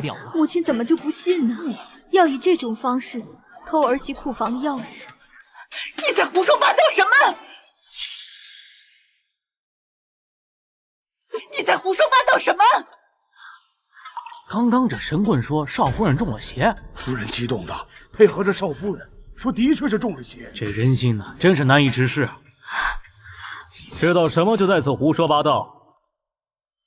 家中有事，就不留诸位了。快走了，别愣着走。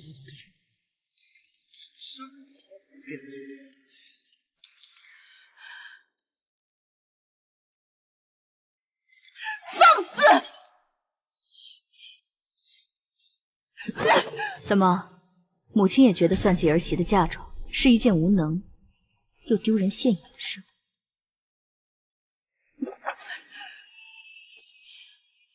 你个小贱人，看我今天不撕烂你的嘴！小贱人！儿媳是说错了哪一句话，让母亲有如此反应？还是说儿媳每一句都说中了母亲的心思，母亲才如此激动？你还不放开？怎能如此对待你的婆母？来人，来人！把这个忤逆尊长的贱妇关起来！关起来！放开！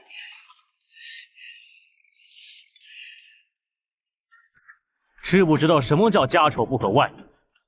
你公公尚在前往边疆的路上，如此不孝，叫他如何能在战场上安心杀敌？三叔是觉得我帮侯府填补亏空，就是对侯府最好的孝顺。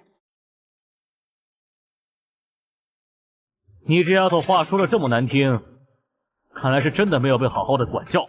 你婆婆被你气成这样，今日就请你父亲好好的教教你什么叫孝顺婆母。不知道秦三爷如何管教我谢静的女儿？不知道秦三爷要如何管教我谢静的女儿？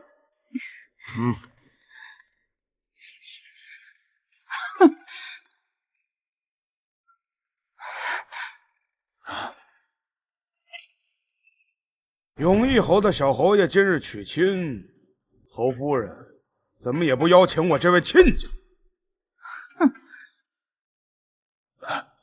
蓉儿，你祖母昨夜病了，今早就念叨着你了，跟我回府吧。啊，是父亲。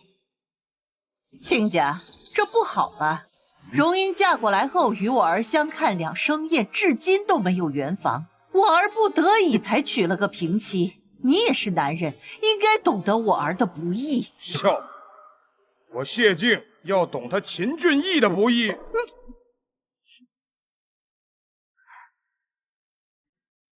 荣英是盖了官印上了族谱的，就算是你女儿，也无权带走。主君，这秦家简直就是厚颜无耻！夫人那侍女趁姑娘不在，就偷走了库房的钥匙。事情都没有调查清楚，你在瞎说什么？自从我家姑娘嫁到秦家，他们表面上让她操持家务，实际上是想让姑娘填补府内的亏空。你家姑娘不是没品吗？弄得好像我们全家都欺负她一样。早知她是这般悍妇，我秦家绝不会等你谢家门。三叔怕是忘了，当初婆母为何要等我谢家的门？你，蓉儿，别跟他们废话，收拾收拾，随我回谢府。是。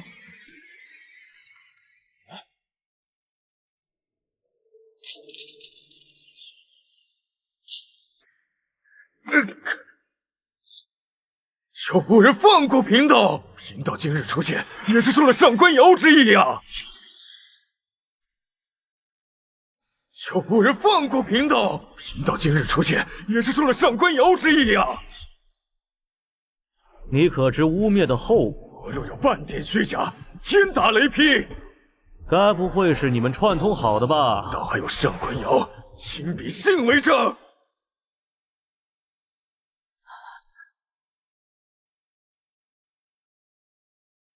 既然你们都觉得是我污蔑上官姑娘，那不如我们报官吧。不行！为什么不行？还嫌今日发生的事不够丢脸吗？今日是我儿的大好日子，你又没什么事，他肚子里的孩子都没有了，你怎么还是不放过他？好了，荣英，随我回谢府。是。你们这是要我秦家成为整个汴京城的笑话！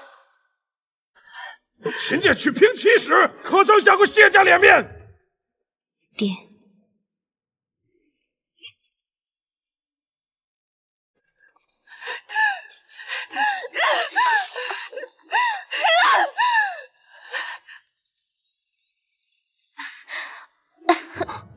瑶儿，没事的，君爷。出去！母亲，你要做什么？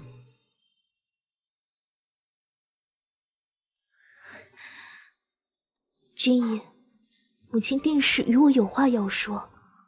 没事的，你先出去吧。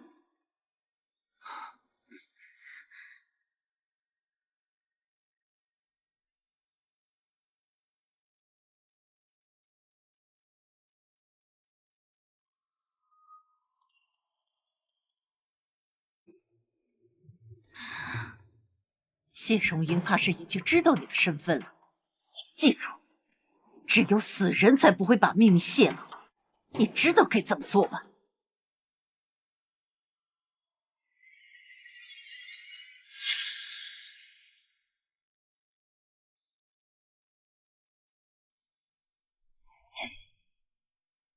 现在可以解释为何对秦俊逸娶平妻如此平静了吗？爹，女儿嫁过去才知道，秦俊逸一直在外面养了个外室，而且秦家让女儿操持家务，当家做主，也是为了让女儿填补亏空。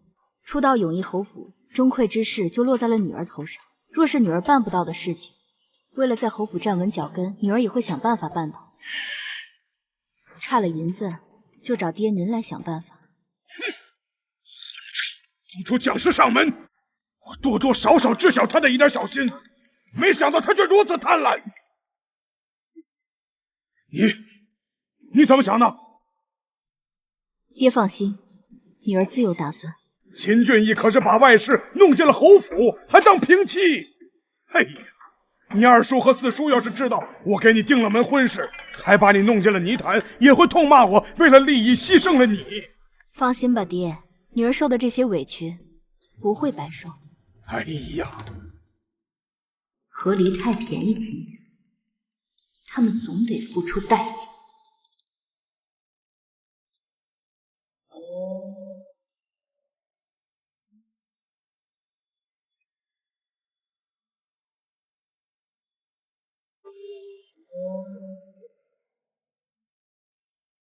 见过母亲。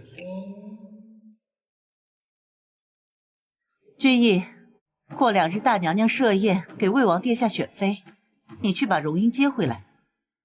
儿子没记错的话，这件事应该是薛夫人负责的。这薛夫人到底是何意？她侄女张若若吃的苦，岂能算呢？你去谢府接人，不管谢静怎么骂，都忍着。儿子明白。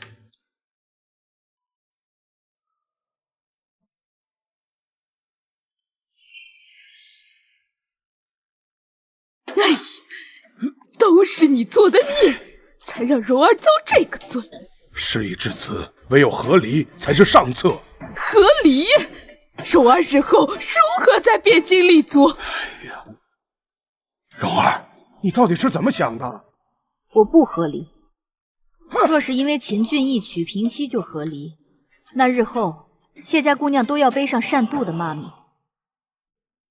爹明白你的心思，但侯府险恶呀。爹，你就放心吧，给女儿一些时间，再相信女儿一回。老太太，主君，小侯爷来接姑娘了。让他进来。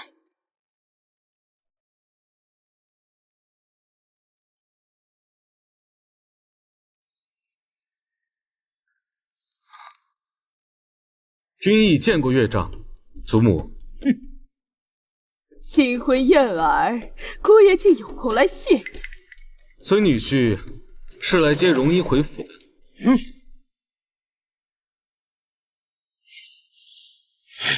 荣英，你决定好了？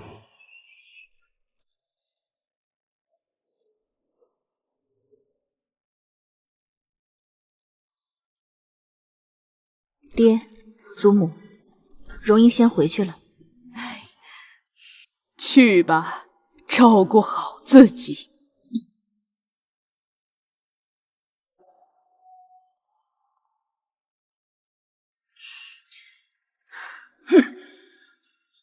哎呀，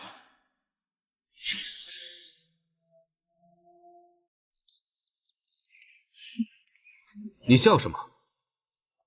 我笑小侯爷心里厌恶我，却还得亲自来接我。过几日大娘娘寿宴，你需随我同去。魏王选妃，母亲这次让我接你回来，是希望你能够放下芥蒂。如果你能够接纳瑶儿，我们还是可以好好过日子的。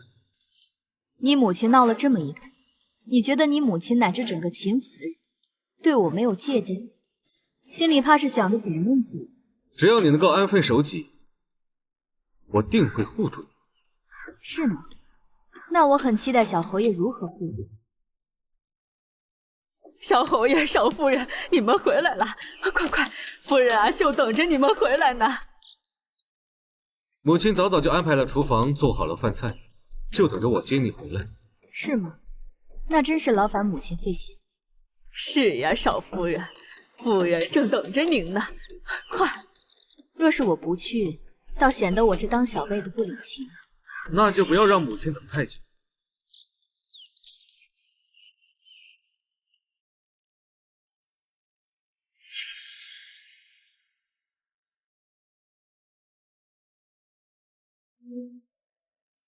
夫人，小侯爷和少夫人到。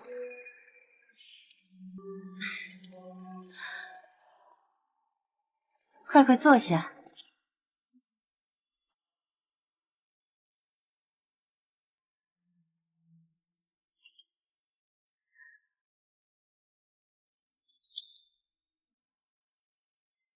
快尝尝，看合不合口味。啊，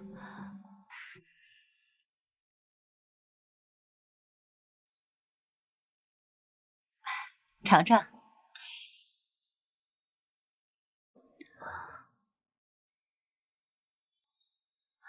君玉也尝尝。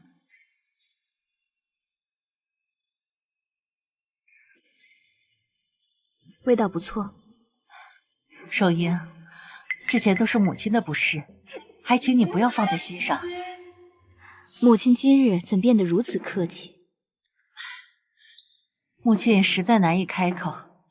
侯府中的困难你也知道，你二叔和三叔各凑了10万两银子，但对比那窟窿，还是杯水车薪。母亲不是打你嫁妆的主意，母亲只是想你把我们秦家给你们谢家的聘礼拿回来。虽然没有多少，但能有多少是多少。我和君毅也会想想别的办法，尽快把那窟窿给填上。荣英，待我们把那个窟窿填上之后，母亲会把欠你的都还给你。你放心好了，以后整个侯府都会由你和君毅来承担。母亲不希望你像我一样承受太多。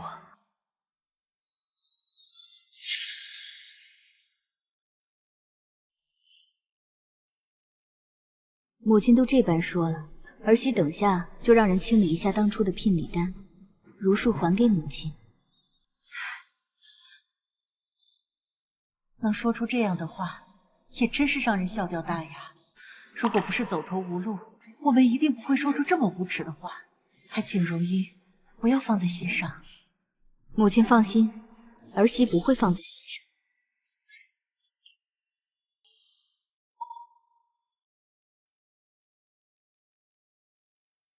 儿媳用好了，东院应该还有事等着儿媳去处理，先回去了。啊，去吧。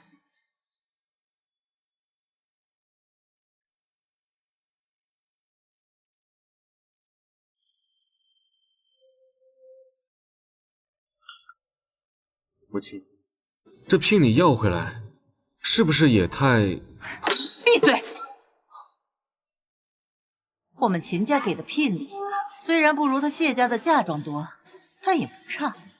他谢家能把嫁妆抬回去，我把聘礼要回来，怎么了？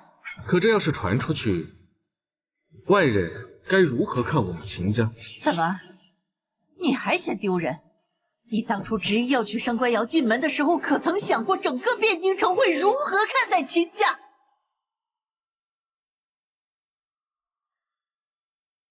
他谢家做初1，我秦家做15，别跟我提什么名声，这永义侯府的名声早就没了。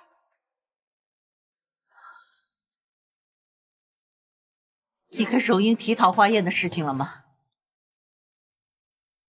那就行。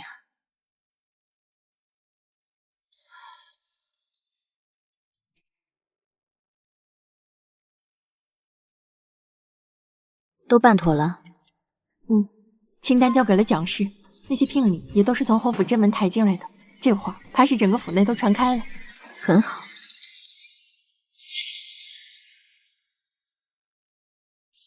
姑娘，奴婢还听说，薛夫人今早见过蒋夫人，此次桃花宴又是薛夫人主持，奴婢恐怕其中有诈。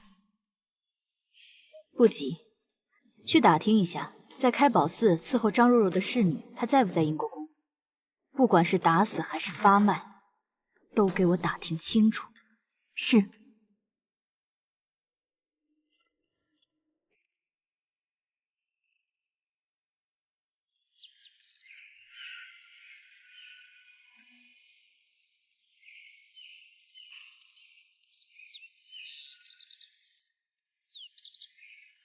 来了。谢氏。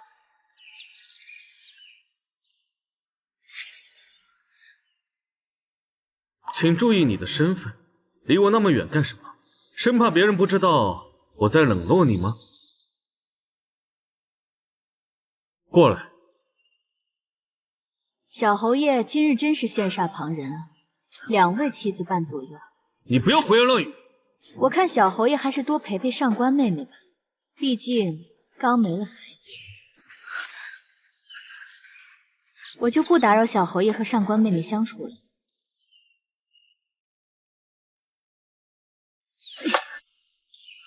别生气了，相公，别生气。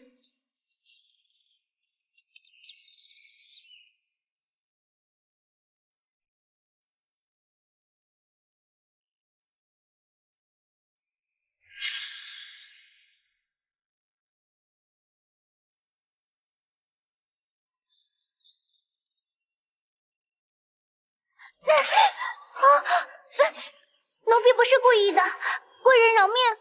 没事吧？你走路不看人的吗？奴婢不是故意的。无妨，先去更衣吧。贵人请随奴婢来。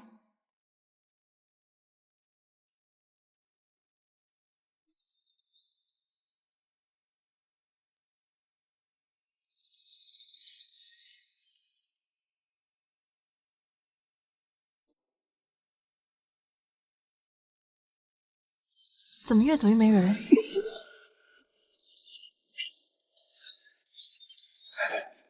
不好意思，少夫人，我家是我的游。你要干什么？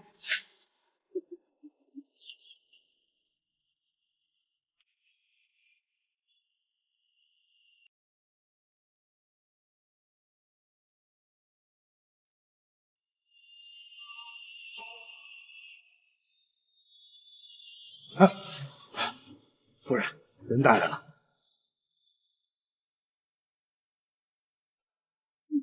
安排的利落点，剩下的交给我。是。那他的丫鬟该怎么办？这还用我教你？尽快安排好。是。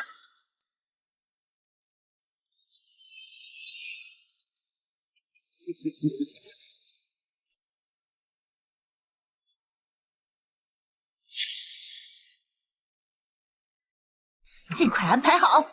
是。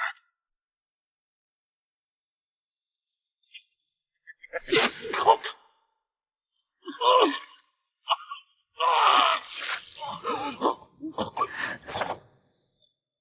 你这个女人！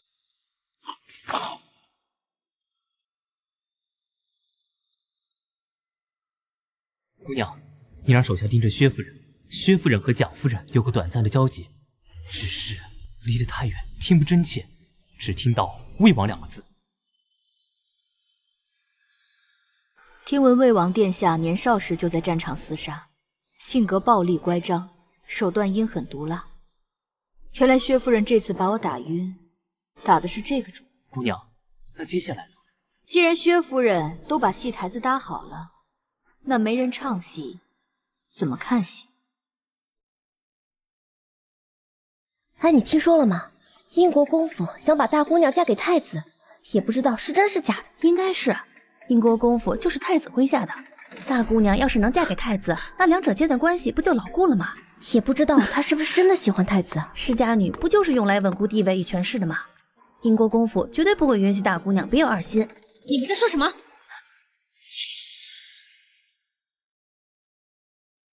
你们在说什么？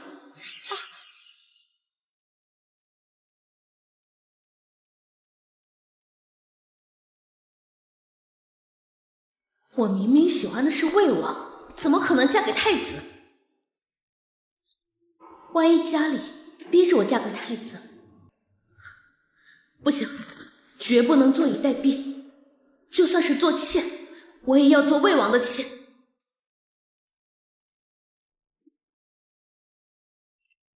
蒋夫人不用客气，今儿个咱们就静候佳音。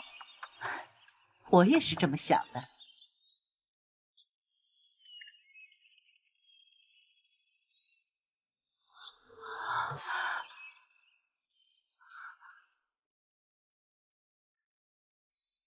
到底发生了什么事情？外面传着少夫人与魏王私会。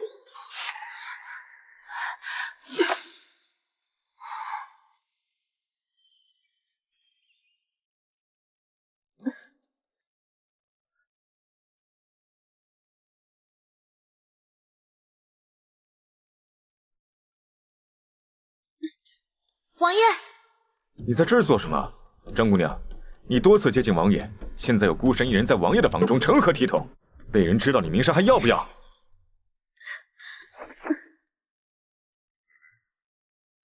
我不要什么名声，王爷，求求你娶了我吧。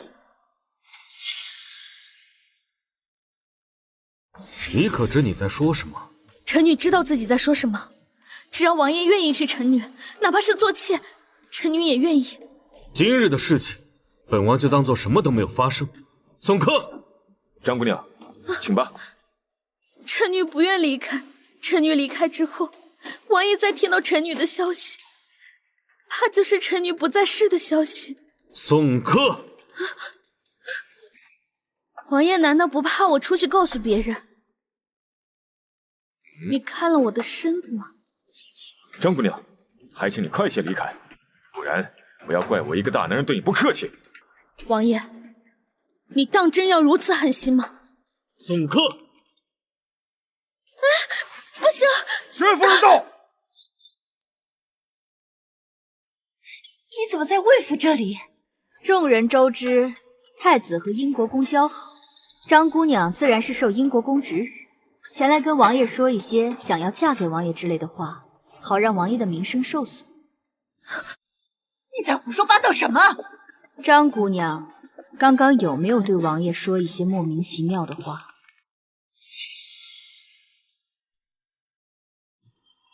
张姑娘刚刚有没有对王爷说一些莫名其妙的话？若若应该是走错了地方，打扰到了王爷，真是抱歉。快给王爷道歉，说你不小心误闯进来的。薛夫人真会说笑，这前院到后院的距离，可不像是一不小心就会误闯。谢氏，你应该知道名声对一个姑娘来说有多重要。你不了解事情的真相，就往我们家泼脏水，这又是何意？还不赶快住口！这儿没你说话的份儿。君逸，还不把你媳妇儿带下去！张姑娘刚才确实对本王说了一些莫名其妙的话，但是本王念在她是一介女流之辈的份上，本王就不将张姑娘对本王说的话公之于众了。你刚刚想说些什么？刚刚我在后院恰巧碰见了张大姑娘和两位丫鬟对话，言辞之意是太子和英国公交好，所以张大姑娘要为太子分忧，这才……够了，讲话要讲证据。进来吧。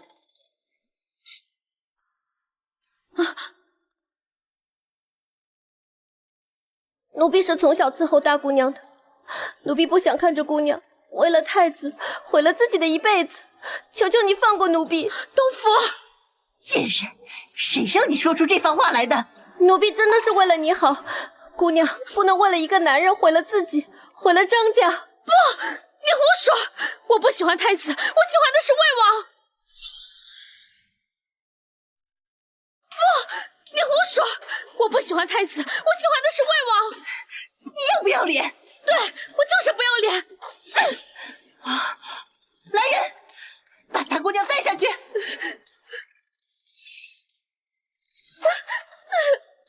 把这个贱人给我带下去！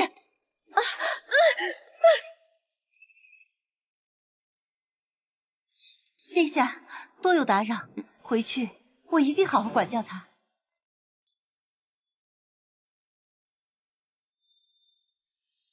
哼！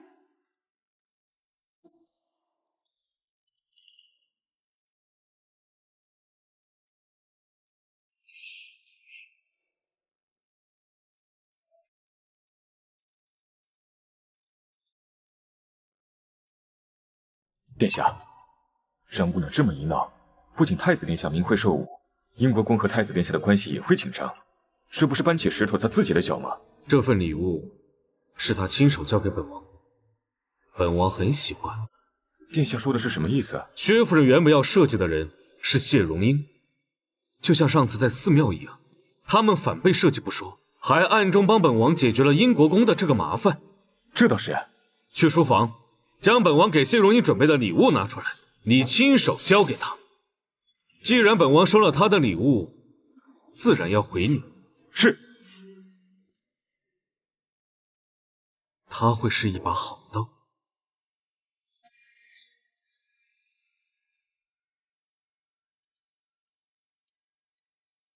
姑娘，外面有人给了我这个，让我务必交到您手上。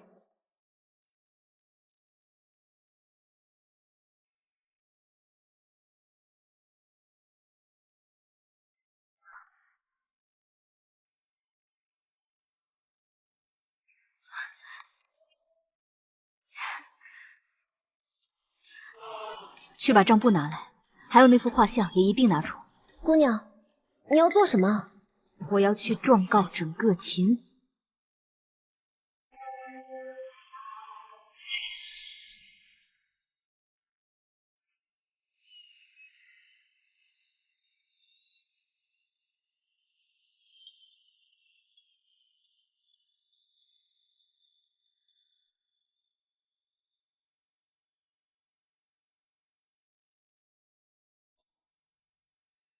姑娘，现在证据确凿，为何不等和离后再敲鼓？这样您还是谢家人，可现在，即使你把整个秦家状告，你自己也不能独善其身。我要是此时和离，可能会被秦家人反咬一口，有可能会连累谢家。但现在不同，我以秦家人的身份状告秦府，赌伤我所有，那秦家一定会受到惩罚。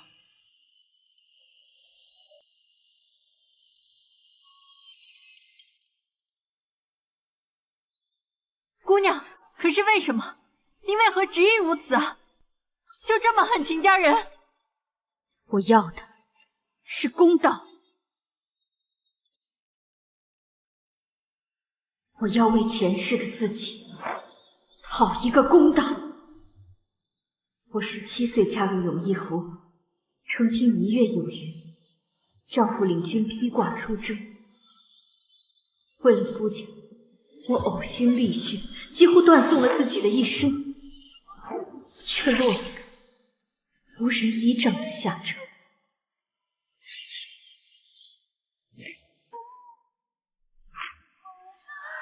简直是胡闹！过上了你想要的日子，和你的良人相伴一生，你现在又带着妻儿回来，你把荣英置于何地呀？他不是已经快要死了吗？我们两家成婚本来就是为了利益，你谢家也拿了好处，别装无辜。是吗？你秦俊义和良人间谍情深，琴瑟和鸣。我呢，我就活该断子绝孙，孤零零等死，凭什么？记住，别给我机会，我会弄死所有让我不好过的人。不是重活一世，事情就这么算了。既然重生，那就和秦家人不死不休。请皇上彻查秦家。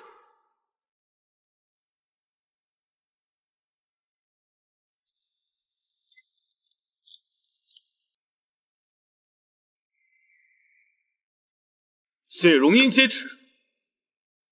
奉天承运，皇帝诏曰：永义侯府秦家私自挪用公家银子，胆大妄为，召回汴京。蒋氏私自放印子钱，行为恶劣。秦君义举罪臣之女上官瑶，欺下瞒上，秦家剥夺永义侯封号，押入大牢，听候审问。谢荣英大义灭亲，功过相抵，特令秦谢两家和离，往后婚嫁不受影响。钦此。谢皇上隆恩。